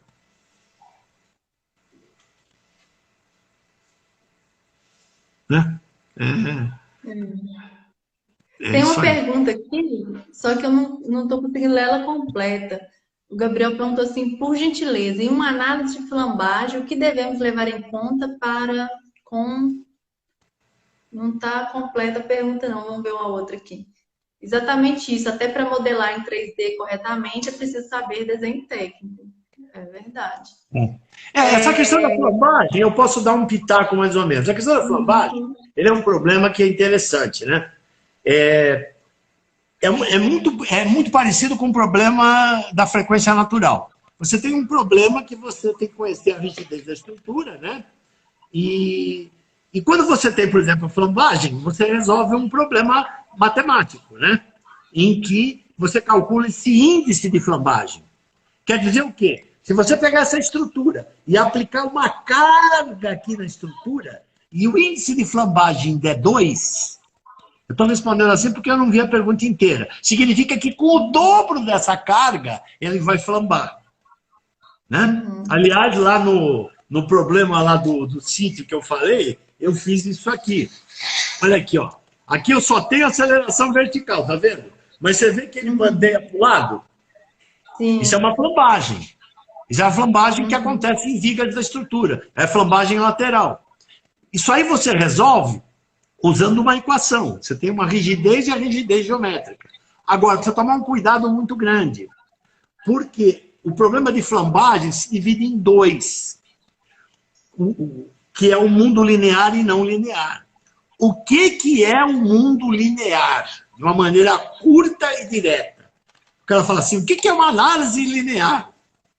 A análise linear é uma análise, vamos falar de uma maneira grosseira. Dobrou a carga, dobrou o deslocamento. Isso é linear, é proporcional. Qual é a outra maneira de falar isso? A rigidez não muda, ela é constante.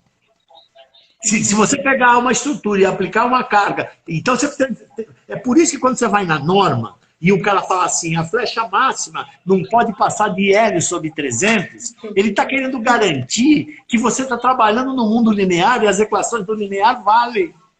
É isso que ele está querendo dizer. Só que pode acontecer flambagem num estágio que a rigidez já mudou. É a flambagem não linear. Aí você não pode usar essa equação que eu falei agora. Você tem que usar o software não linear, porque lá na frente ele instabiliza. E normalmente o que é estabilizar? Você começa a carregar a estrutura, de repente o deslocamento salta sem um aumento significativo da carga. Você vai acompanhando e fala, pô, a carga não aumentou e o deslocamento disparou. Está tendo uma instabilidade. Mas ela pode ser linear ou não linear. Então isso precisa tomar um cuidado muito grande. No linear você usa os métodos como o determinante, lá usa o determinante. Lá. Não vou entrar no método porque nós não estamos fazendo uma apresentação de elementos finitos. Mas no não linear você precisa tomar cuidado com isso. Porque essa equação não vale no mundo não linear. Tá certo? Hoje foi uma aula aqui, né? Uma aula para Imagina. todo mundo, então eu agradeço muito. E para finalizar, uma pergunta bônus, né? Que conselho que você daria para um estudante de engenharia que está começando agora, está nos primeiros semestres? E que ele quer ser um engenheiro, né? Claro que ele está fazendo engenharia, seja civil ou mecânica, mas dessa área de cálculos, né? Que conselho que você daria? Bom, eu daria aquele conselho que o professor Lebedev me deu há muitos anos atrás, né? Ameline, eu dar grátis minha experiência para você. Você precisa saber teoria. Então, não queira dar saltos, né? Sabe por que eu estou falando isso? Não fica Porque reclamando do por que meu professor está me ensinando isso, eu não vou usar isso. eu já ouvi, o aluno não tem culpa porque ele não foi informado, né? Às vezes a pessoa está falando aquilo e ele não está mostrando a realidade física do que se refere àquilo que ele está ensinando. Então isso aí é problema. Mas eu diria assim, quando você está desenvolvendo, por exemplo, a sua estrutura para você ser um engenheiro, e se você vai ser um calculista, não queime etapas. Não queime etapas. Né? Aprofunde o máximo que você puder. Porque eu já ouvi algumas críticas de alunos. Eu particularmente não ouvi porque o nosso curso é uma filosofia diferente. Mas o aluno não tem culpa de fazer essa crítica. Porque ele fala assim, pô, o curso da universidade é muito teórico. A gente não aprende. E para que eu preciso de tanta teoria? Precisa. É que precisa ter alguém que fale para ele que aquilo ali você vai usar aqui. Né? Então, e aí você tem, né, a ideia clara da aplicação física. Isso motiva o aluno. Né? Isso motiva o aluno. Eu voltando para a física, eu diria que é aquele exemplo. Né? O que é movimento uniforme? É um movimento que já funciona do tipo S igual a S0 mais VT, exercício. O cara vai falar, o que esse cara está falando? Esse é um lugar comum. Né? Você tem que chegar e mostrar o conceito físico, né? Velocidade, rapidez, que é aquilo que leva uma equação. Né? Quer dizer, a linguagem da física, a linguagem do elemento finito é a matemática. É que nem matriz. É que eu falo para os caras em aula. Ela fala assim, o que é o método dos elementos finitos? O método finito é um método matricial. Eu falo, não, para, pelo amor de Deus. Se você tem uma quitanda e você quer marcar em hora, quando você vendeu, você pode montar uma matriz. Aquilo não tem nada a ver com vetor. O cara vê uma matriz coluna, ele já chama de vetor, né? Já viu? Olha o vetor ali. Pô, como assim? Dinheiro não tem direção, né? Se o cara está fazendo dentro da matriz, eu vou te dar R$50, mas vou te dar R$50 na direção X, hein? Vou te dar R$50 na direção Y. Então o troco, você me dá... Não existe isso.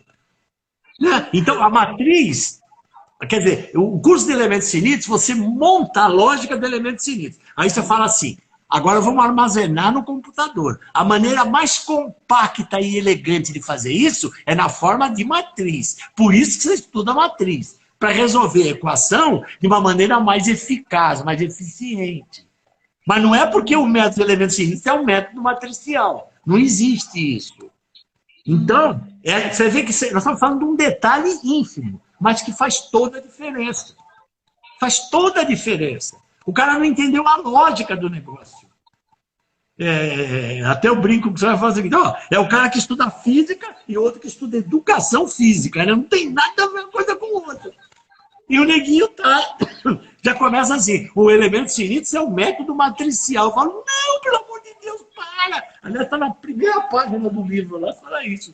Socorro, para, pelo amor de Deus, não fala isso. Tá lá, o cara da matriz vai descer, vai te pegar pelo cangote, pô. Que isso, cara? Não faz isso. É assim que... E que conselho que você daria para quem já está quase se formando ou acabou de se formar? Teria algum conselho diferente? Não tenho, porque eu tenho... eu vou dizer, por exemplo... agora eu posso dizer o nome porque é uma coisa elogiosa. Né? Tem um engenheiro, um senhor, que é o Mauro, e ele fez vários cursos meus, e ele está sempre no LinkedIn, né? dando uma mensagem positiva. Esse senhor já tem mais de 50 anos. E ele começou a fazer elementos finitos agora. E ele tem uma experiência enorme de projeto. E está começando a usar, né? E ele até ficou maravilhado. Pô, que bacana. Agora estou usando, agora estou entendendo, tal. Porque olha que tal, eu não conheço esse mal, né? Não, pode ser que você conheça, é o senhor Moreno, né? Ele é meio magro, mas ele até fez alguns comentários, acho que muito positivo, muito esclarecedor, que ele fala o seguinte: o pessoal fica tornando a solução mais difícil que o problema. O cara começa a criar um mistério em torno do método que não tem, né? Tem gente que não gosta disso, que quanto mais misterioso é melhor, né? Então, é isso. Por exemplo, esse senhor aí, o engenheiro Mauro, ele fez os cursos, né? E fez assim, menções muito positivas nesse sentido. Que ele falou, pô, agora eu estou entendendo esse negócio. Não é um bicho de 7 cabeças. É que tem uma lógica. Não adianta você pular essa lógica, né? Aí o cara chega e fala realmente assim, faz parecer, quando a gente vê, talvez só, eu via só o programa, né? E sempre as pessoas colocavam só assim, né? A malha. Então, parecia que era uma coisa que, tipo assim, era algo tão complicado que só um computador poderia fazer aquilo. Né? Quer dizer, o computador, ele faz a parte dele, que é a conta. Todo o resto é o tal do peopleware. Quem monta o modelo é o usuário, não é software. Eu até costumo brincar no curso o seguinte, eu falo, olha, se você chegar para o software e falar que o software vai fazer a malha, isso é assédio moral, hein? Vem o sindicato do software aqui e te processa. Porque software não foi feito para fazer modelo. Software, quem faz modelo é o usuário. O software só pega aquelas equações todas e resolve que você não faria à mão. É essa a questão fundamental. Então vamos separar as atividades. Exatamente, porque você não conseguiria resolver aquelas equações todas à mão, né? Então, aí, por isso que matriz... Isso tem até a ver com a história. Eu recentemente coloquei um vídeo, porque o Elementos Finitos, a rigor, ele começou na década de 40. Né? 40. Porque o grande problema da engenharia era resolver equação diferencial. Se você pegar um negócio que tem uma geometria complicada, resolver equação diferencial é um problemão. E aí surgiu, né, uma ideia que até... Eu não sei se eu tenho mais uns 5 minutos para falar ou não. Pode. Eu tenho uma história que eu aprendi no curso primário, com uma professora que eu adorava, né? Eu era muito pequenininho, a dona Carmen. Todo mundo adorava ela. E ela contou uma historinha para nós, que era a Assembleia dos Ratos. Tinha um rato, um gato chamado Farofino, que comia toda a rataiada da região. E aí um dia eles fizeram uma assembleia, né? E um ratinho deu uma ideia maravilhosa, né? Ele falou assim, olha, vamos colocar um guiso no pescoço do gato e toda vez que o gato chegar perto, ele vai fazer um barulho e a gente foge. O cara foi aclamado, né? Aí surgiu uma questão, né? Qual é a questão? Quem é que vai pôr o guiso no pescoço do gato? Aí não teve um rato que aparecesse, né? Não teve mas um. Vazou rato para tudo quanto é lado. E aí o problema ficou sem resolver. Isso aconteceu em Elementos Finitos. Porque teve um cara na década de 40, né?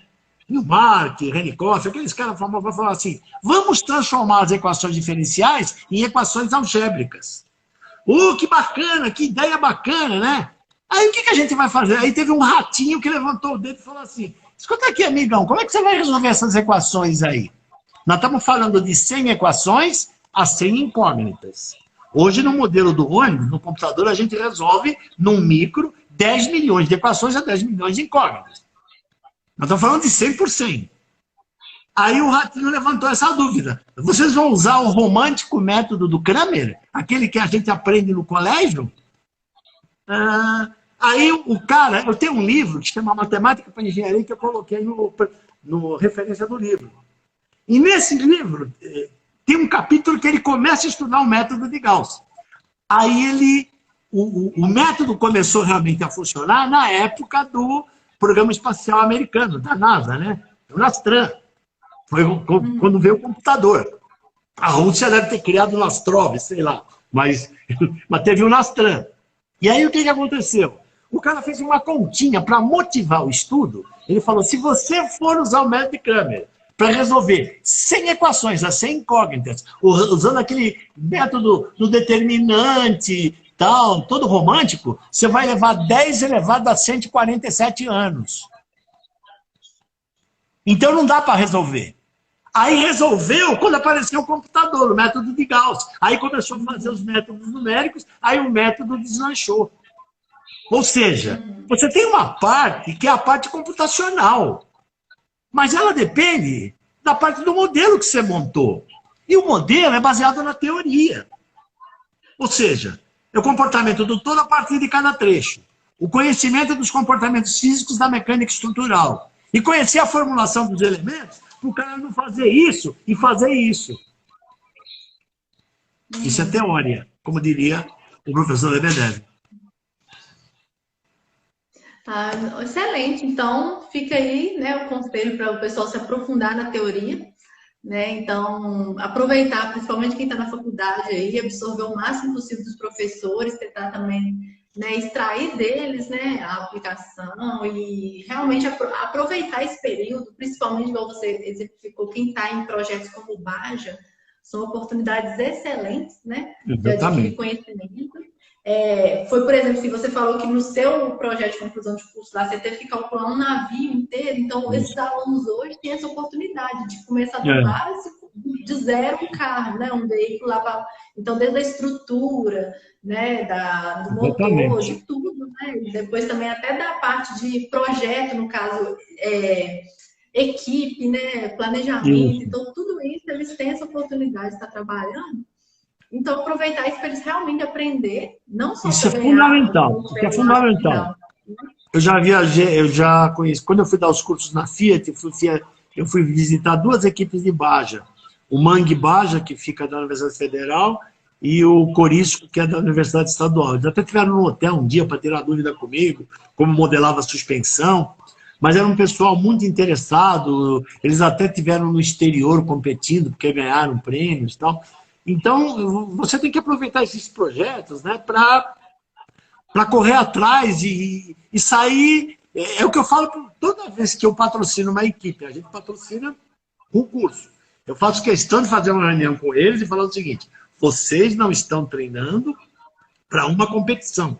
Vocês estão treinando para ser engenheiro. Então, não queira cortar caminho para fazer um negócio rápido para tirar 10 lá na prova do Baja. É legal você ganhar o Baja, é legal você ser campeão do Baja, mas ser campeão do Baja e você sair sem conhecer o método, não adianta nada. Você está enxugando gelo. Né? Então, essa é a questão fundamental. Eu acho que isso aí o cara tem que ter com bastante clareza. Né? Eu tinha esquecido essa pergunta aí, ó. O Gui pediu para você comentar sobre o critério de falha de escoamento e fadiga. Então, o que acontece sobre os critérios de escoamento? Né? Normalmente, quando você vai fazer um teste de tração, esse teste de tração, você pega um corpo de prova, traciona, e a partir de um certo instante, né? Vamos pegar o material dúctil, né? Porque tem vários materiais. Você tem a falha por escoamento. Aliás, é uma das coisas mais injustas que tem, né? Porque quando você chega no LNE 38, você diz que ele escoa a 38 kJ por milímetro quadrado, mas a 45 graus é que ele escorrega. Então, o culpado do escoamento é o cisalhamento, não é a tensão normal. Não, é verdade. Entendeu? Então, e quem leva a fama é a tensão normal. O que acontece é que quando você tem um estado multiaxial de tensão, você tem as tensões principais, sigma 1, sigma 2, sigma 3. O que são as tensões principais? São as tensões que ocorrem em planos nos quais o cisalhamento é zero. Não há cisalhamento naquele plano. Tanto que quando você monta o que o cara faz, então indo por partes, quando você vai calcular o critério de escoamento, como o seu teste é uniaxial, quem fez isso foi o von Mises. Ele fez uma série de experimentos e ele verificou que ele poderia reduzir o estado multiaxial de tensão a uma tensão única, onde aquela pudesse ser comparada ao escoamento, que é a tensão reduzida de comparação. Até aqui tudo bem o que nós estamos falando? Então, é isso, por isso que o cara calcula a tensão de von Mises. Só que tem uns detalhes. O critério de von Mises é um critério semi-empírico. Por que ele é semi-empírico? Porque uma das partes do critério de von Mises é puramente experimental. O que o von Mises descobriu? Ele descobriu que se você pegar uma esfera, já que o escoamento tanto vale para tração como para compressão, se você pegar uma esfera e massacrar com milhares de bar de pressão, ou seja, o σ1 é igual a σ2 é igual a σ3, não ocorre escoamento. O cara fez esse experimento, ele pegou uma esfera de aço, ele comprimiu, deveria escoar. Quando ele tirou, ele falou, aí não aconteceu nada. Ele concluiu que o estado hidrostático de tensão, ele não gera escoamento. E se você observar com cuidado e montar o círculo de Mohr, o círculo de Mohr do estado hidrostático, já que σ1 é σ2 igual a σ3, se reduz a um ponto. E o cisalhamento é zero no círculo de Mohr. Por isso que não tem escoamento. Porque quem provoca o escoamento é o cisalhamento. Uhum. E aí a segunda parte é a parte matemática. Por isso que é semi-empírico. A parte do empírico é que ele provou no experimento que o estado hidrostático não provoca escoamento. E a parte do analítica é que ele mostrou, isso aqui inclusive tem a dedução nesse livro aqui que fala dos critérios. Qualquer estado de tensão que você puder imaginar ao redor de um ponto, sempre, isso é matemático, ele pode decompor num estado hidrostático e mais numa tensão que envolve cisalhamento. Como o estado hidrostático não produz escoamento, o culpado é o outro. Aí é que entra o conceito de tensão-desvio, que o cisalhamento é a diferença das tensões principais. Por isso que na fórmula lá do von Mises aparece 1 sobre raiz de 2, raiz de σ1 menos σ2 ao quadrado, σ1 menos σ3 ao quadrado, σ2 menos... O que é isso aí? São os cisalhamentos máximos. Quando você tem um estado hidrostático, σ1 é igual a σ2 igual a σ3. Então aquela raiz dá igual a zero. A tensão de von Mises dá zero. Não tem escoamento. Então o critério de escoamento é um critério que você pega um estado multiaxial e reduz a uma tensão única, de modo que aquela única você compare com o teste uniaxial. Está claro o que eu estou falando? Uhum, sim. E na fadiga? Acontece a mesma coisa. A fadiga, você faz um teste uniaxial de fadiga e monta uma curva SN. Só que, na realidade, o mundo não é uniaxial, ele é multiaxial. Então, o que você faz ao estudar a fadiga? Você cria os critérios de estado multiaxial. Você calcula uma tensão alternada equivalente, onde aquela alternada equivalente é comparada ao teste de fadiga do material, onde é a tensão cíclica. Acabamos de fazer isso agora com os ventiladores lá, que a gente está calculando. Porque tem solda, né? E solda é um mundo paralelo. Se você pegar, grosso modo, o limite de fadiga do material é metade da ruptura. Se você pegar ruptura 50, limite de fadiga 25. Na hora que você soldou, você tem que dividir 25 por 1K, que pode ser 3, pode ser 4. Então você derruba, né? É por isso que o cara que está no seu juízo perfeito, jamais ele vai modelar uma solda para calcular fadiga. Porque isso aí tem no curso de fadiga. Porque a solda, se você colocar no microscópio, ela tem micro-irregularidades. Você não vai conseguir modelar como você modela um furo por elementos finitos. Depende da qualidade. Então o teste de fadiga é feito assim. Ele pega um bate-weld, um fillet weld, qualquer tipo de junta, e ele monta um verdadeiro arcabouço lá de juntas. E ele faz teste de fadiga variando a qualidade. Em função da qualidade, o fator de redução modifica. Então, se você tiver um bate-weld, o mesmo bate-weld, produzido por vamos dizer, fabricantes diferentes da sua estrutura, se a qualidade de um for diferente do outro, isso afeta a vida em fadiga. Isso a gente passa todo dia. Por isso que toda vez que a gente vai calcular cálculo de fadiga para um cliente, a gente chega lá com o cara e fala assim, tá lendo essa tabelinha aqui? Jura na Bíblia onde é que você está. Ah, eu estou no SV1. Então você vai estar garantindo que tu vai fabricar de acordo com o SV1. Porque esse SV1, o fator de redução da vida em fadiga é 3. Na junta soldada. Então calcular fadiga em solda é uma coisa. Calcular fadiga sem solda é outra coisa. Entendi. Uhum. E as normas, né, de solda, né, no caso, elas tentam padronizar isso, mas querendo ou não, faz diferença, né? Tem que tomar um cuidado grande, porque a gente... Verdade. A gente tem, por exemplo, a norma sueca e tem a norma DNV, que eles têm várias curvas de fadiga que vão sendo derrubadas em função da qualidade, em função da junta. Tem alguns clientes nossos, por exemplo, eu já dei vários cursos para Randon. Não sei se você conhece o grupo Randon lá no Sul. Que eles têm a Suspensis e tal. Eu dei um curso de fadiga uma vez para eles fizeram um teste de fadiga no laboratório deles, para a junta deles, para acharem o K que era da fabricação deles. Né? Então, isso tudo é isso aí. Esse tipo de análise aí em juntas de soldados, no caso, é feito mais esse tipo de ensaio, quando eles precisam de uma confiabilidade maior no projeto, né? Porque dependendo, às vezes, do projeto, nem vale a pena. É melhor você, às vezes, superdimensionar, né, um pouco ali e pronto. Mas, no caso, isso aí seria quando eles precisam de uma confiabilidade maior, ou por questão até mesmo de custo do projeto em si? Entendi. Tem duas situações, né? Por exemplo, no caso desse cliente nosso.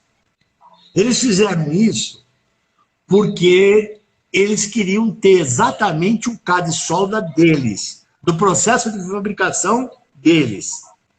Agora, como isso daí está bem avançado, a gente no NCR não tem laboratório. Então, quando o cliente não tem essa informação, a gente consulta todas essas curvas que vêm de normas consagradas, respeitando a qualidade de fabricação. Por exemplo, essa norma sueca, ela tem várias curvas de fadiga, ela tem até um nome bem característico, que se chama Material Independent Joint Factor. É um fator de junta independente do material.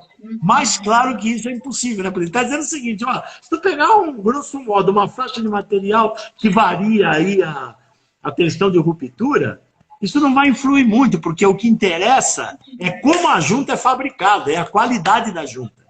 Porque eu tenho, até na apostila de fadiga nova, que vai ver lá um livro, eu coloco uma figura aumentada em que mostra a junta soldada e, de repente, ela faz uma... Você só enxerga isso no microscópio, né? E ali você tem um microconcentrador de tensão. E isso, indiretamente, está associado à qualidade de fabricação. Então, ele tem, por exemplo, SV1, SV2, SV3. O SV3 é o mais rigoroso de todos. Tem um texto desse tamanho. Você não pode fazer isso, você não pode fazer aquilo, você não sei o que lá, você tem que soldar assim. Se você atendeu isso, o SV3, na hora que você vai naquele tabelão que tem uns 150 tipos de juntas soldadas, você fala, minha junta é essa. E mais, depende da direção da tensão. Se você tem aqui um cordão de solda, se a tensão atua assim ou atua assim, é diferente. Entendeu? Então eles fazem isso. No caso dessa empresa Randon, né, que você falou, lá a solda dela era por robô, era manual? Qual tipo de solda que ela... Não, era, pelo que eu lembro, era automática, né? Era automática. Eu não cheguei a inspecionar, porque eles que fizeram o teste, né? Eu dei o curso para eles. Aí faz sentido eles quererem a análise, porque, querendo ou não, o robô, né, automatizada, ela vai ter uma constância ali na qualidade da solda, diferente da humana, né? Exatamente. Então, tanto é que mesmo na área naval, você tem a classificação dos soldadores, né? Porque o navio é um negócio que eu fiz muita inspeção em navio, porque os navios que a gente calculava, a gente inspecionava depois, né? Independência da classificadora. Até uma vez eu fui fazer inspeção no navio, que eu olhei pro cara e falei, o que é isso aqui, cara? Aqui tem vamos pôr uma chapa de aço, e a outra chapa de aço acabava aqui. Aí ele colocou duas chapas paralelas e encheu de solda. Isso aqui. Entendeu? Que tem uma chapa. Não, tá, como é que é? Ó. Tinha uma chapa. Isso aqui é uma chapa. Uhum. Isso aqui é outra chapa, que deveria chegar aqui e soldar. A chapa chegava aqui. Aí ele colocou duas chapas paralelas e encheu esse buraco de solda. Não havia esse. Aí eu falei, que é isso aqui? Eu falei, pode desmontar. Mas desculpa, cara. A pessoa tem noção. Então, aí desmontou e fez outro, né? Falei, agora tá bom. Antes não bom, agora bom. Entendeu? Porque, sabe? Ai. É porque depois vem a busca dos culpados, né? Você faz o projeto, isso aí acontece, você consegue detectar, mas é que dá muita mão de obra e muito estresse, né? Mas a culpa é do projeto ou da fabricação? Você deve viver bem isso aí, né? Sim, você trabalha sim. Já me chamaram para fazer modificação em projeto e falaram assim, não, porque o negócio não monta de jeito nenhum, vem aqui, o desenho tá errado. Aí na hora que eu chego lá, medi tudo, eu falei assim, mas o desenho tá certinho com o existente, que numa peça nova não montou de jeito nenhum. Vocês olharam se a peça tá conforme o desenho? Não, a gente não olhou, não. Aí, na hora que foi olhar, a peça estava errada. Não. A fabricação é errada. Então, tipo assim, não monta, o projeto tá errado. Aí foi, não, a peça é errada. Não fabricou com coisa aí. Eu já vi umas barbaridades em navio, assim, nesse caso tinha duas barbaridades. Uma era essa, e a outra que as três chapas, assim, convergiam para a mesma linha de solda. Que aí eu falei, não, peraí. Não, mas aí eu falei, não, vou tentar quebrar teu galho, cara. Você corta aqui, chega aqui, e a outra você sai daqui. Deu um trabalho, mas resolveu. Senão eu falei, então desmonta tudo. Sim, às vezes a gente tem que dar uma solução para não desperdiçar tanto material. Uma coisa que fique viável, né? Mas que não comprometa, né?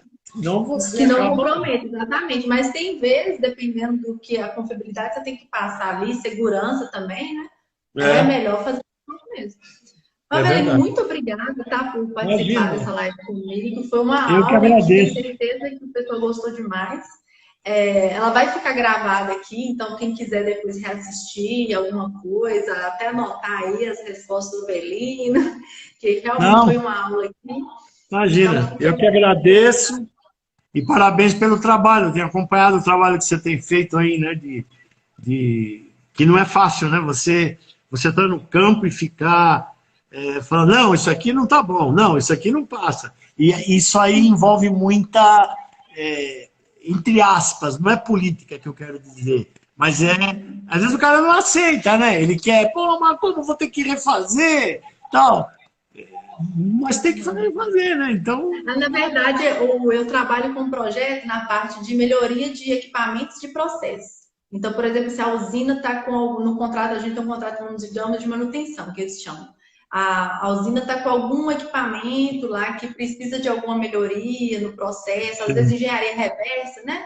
Por exemplo, se é máquina muito antiga, quebrou essa peça e não tem, né? No fabricante nem existe mais. Então, a gente vai lá e determina materiais, dimensões, às vezes até modifica alguma coisa do projeto original para melhorar o processo também. E muitas vezes, hoje em dia, a empresa está muito preocupada com questão de segurança.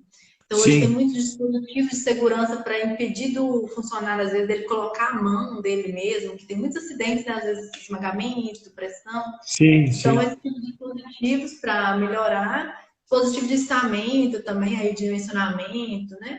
E aí, né, é mais nessa parte aí, na parte mesmo de concepção de ideias, mas muitas vezes a gente tem que lidar com os fornecedores para até saber se é fabricável ou não, né? Tem na região ou não, se você faz um projeto que a pessoa só importando. Então a gente tem que olhar o lado do cliente também. Sim, é verdade, sem dúvida. Eu queria só aproveitar e pedir aí para quem está aí na live, lá no meu perfil do Instagram, eu estou com uma pesquisa lá, então clica lá no link lá e responde para mim, por favor. E sigam aí o Avelino, me sigam também, tá bom? E compartilhe essa live aí para todas as pessoas que vocês acham que se interessam por métodos de elementos finitos, que querem começar, para quem está estudando aí engenharia, que é uma área muito importante, né? E que quem quer ser engenheiro tem que saber a teoria, né? Qualquer área da engenharia você tem que saber a teoria. Uhum. Isso é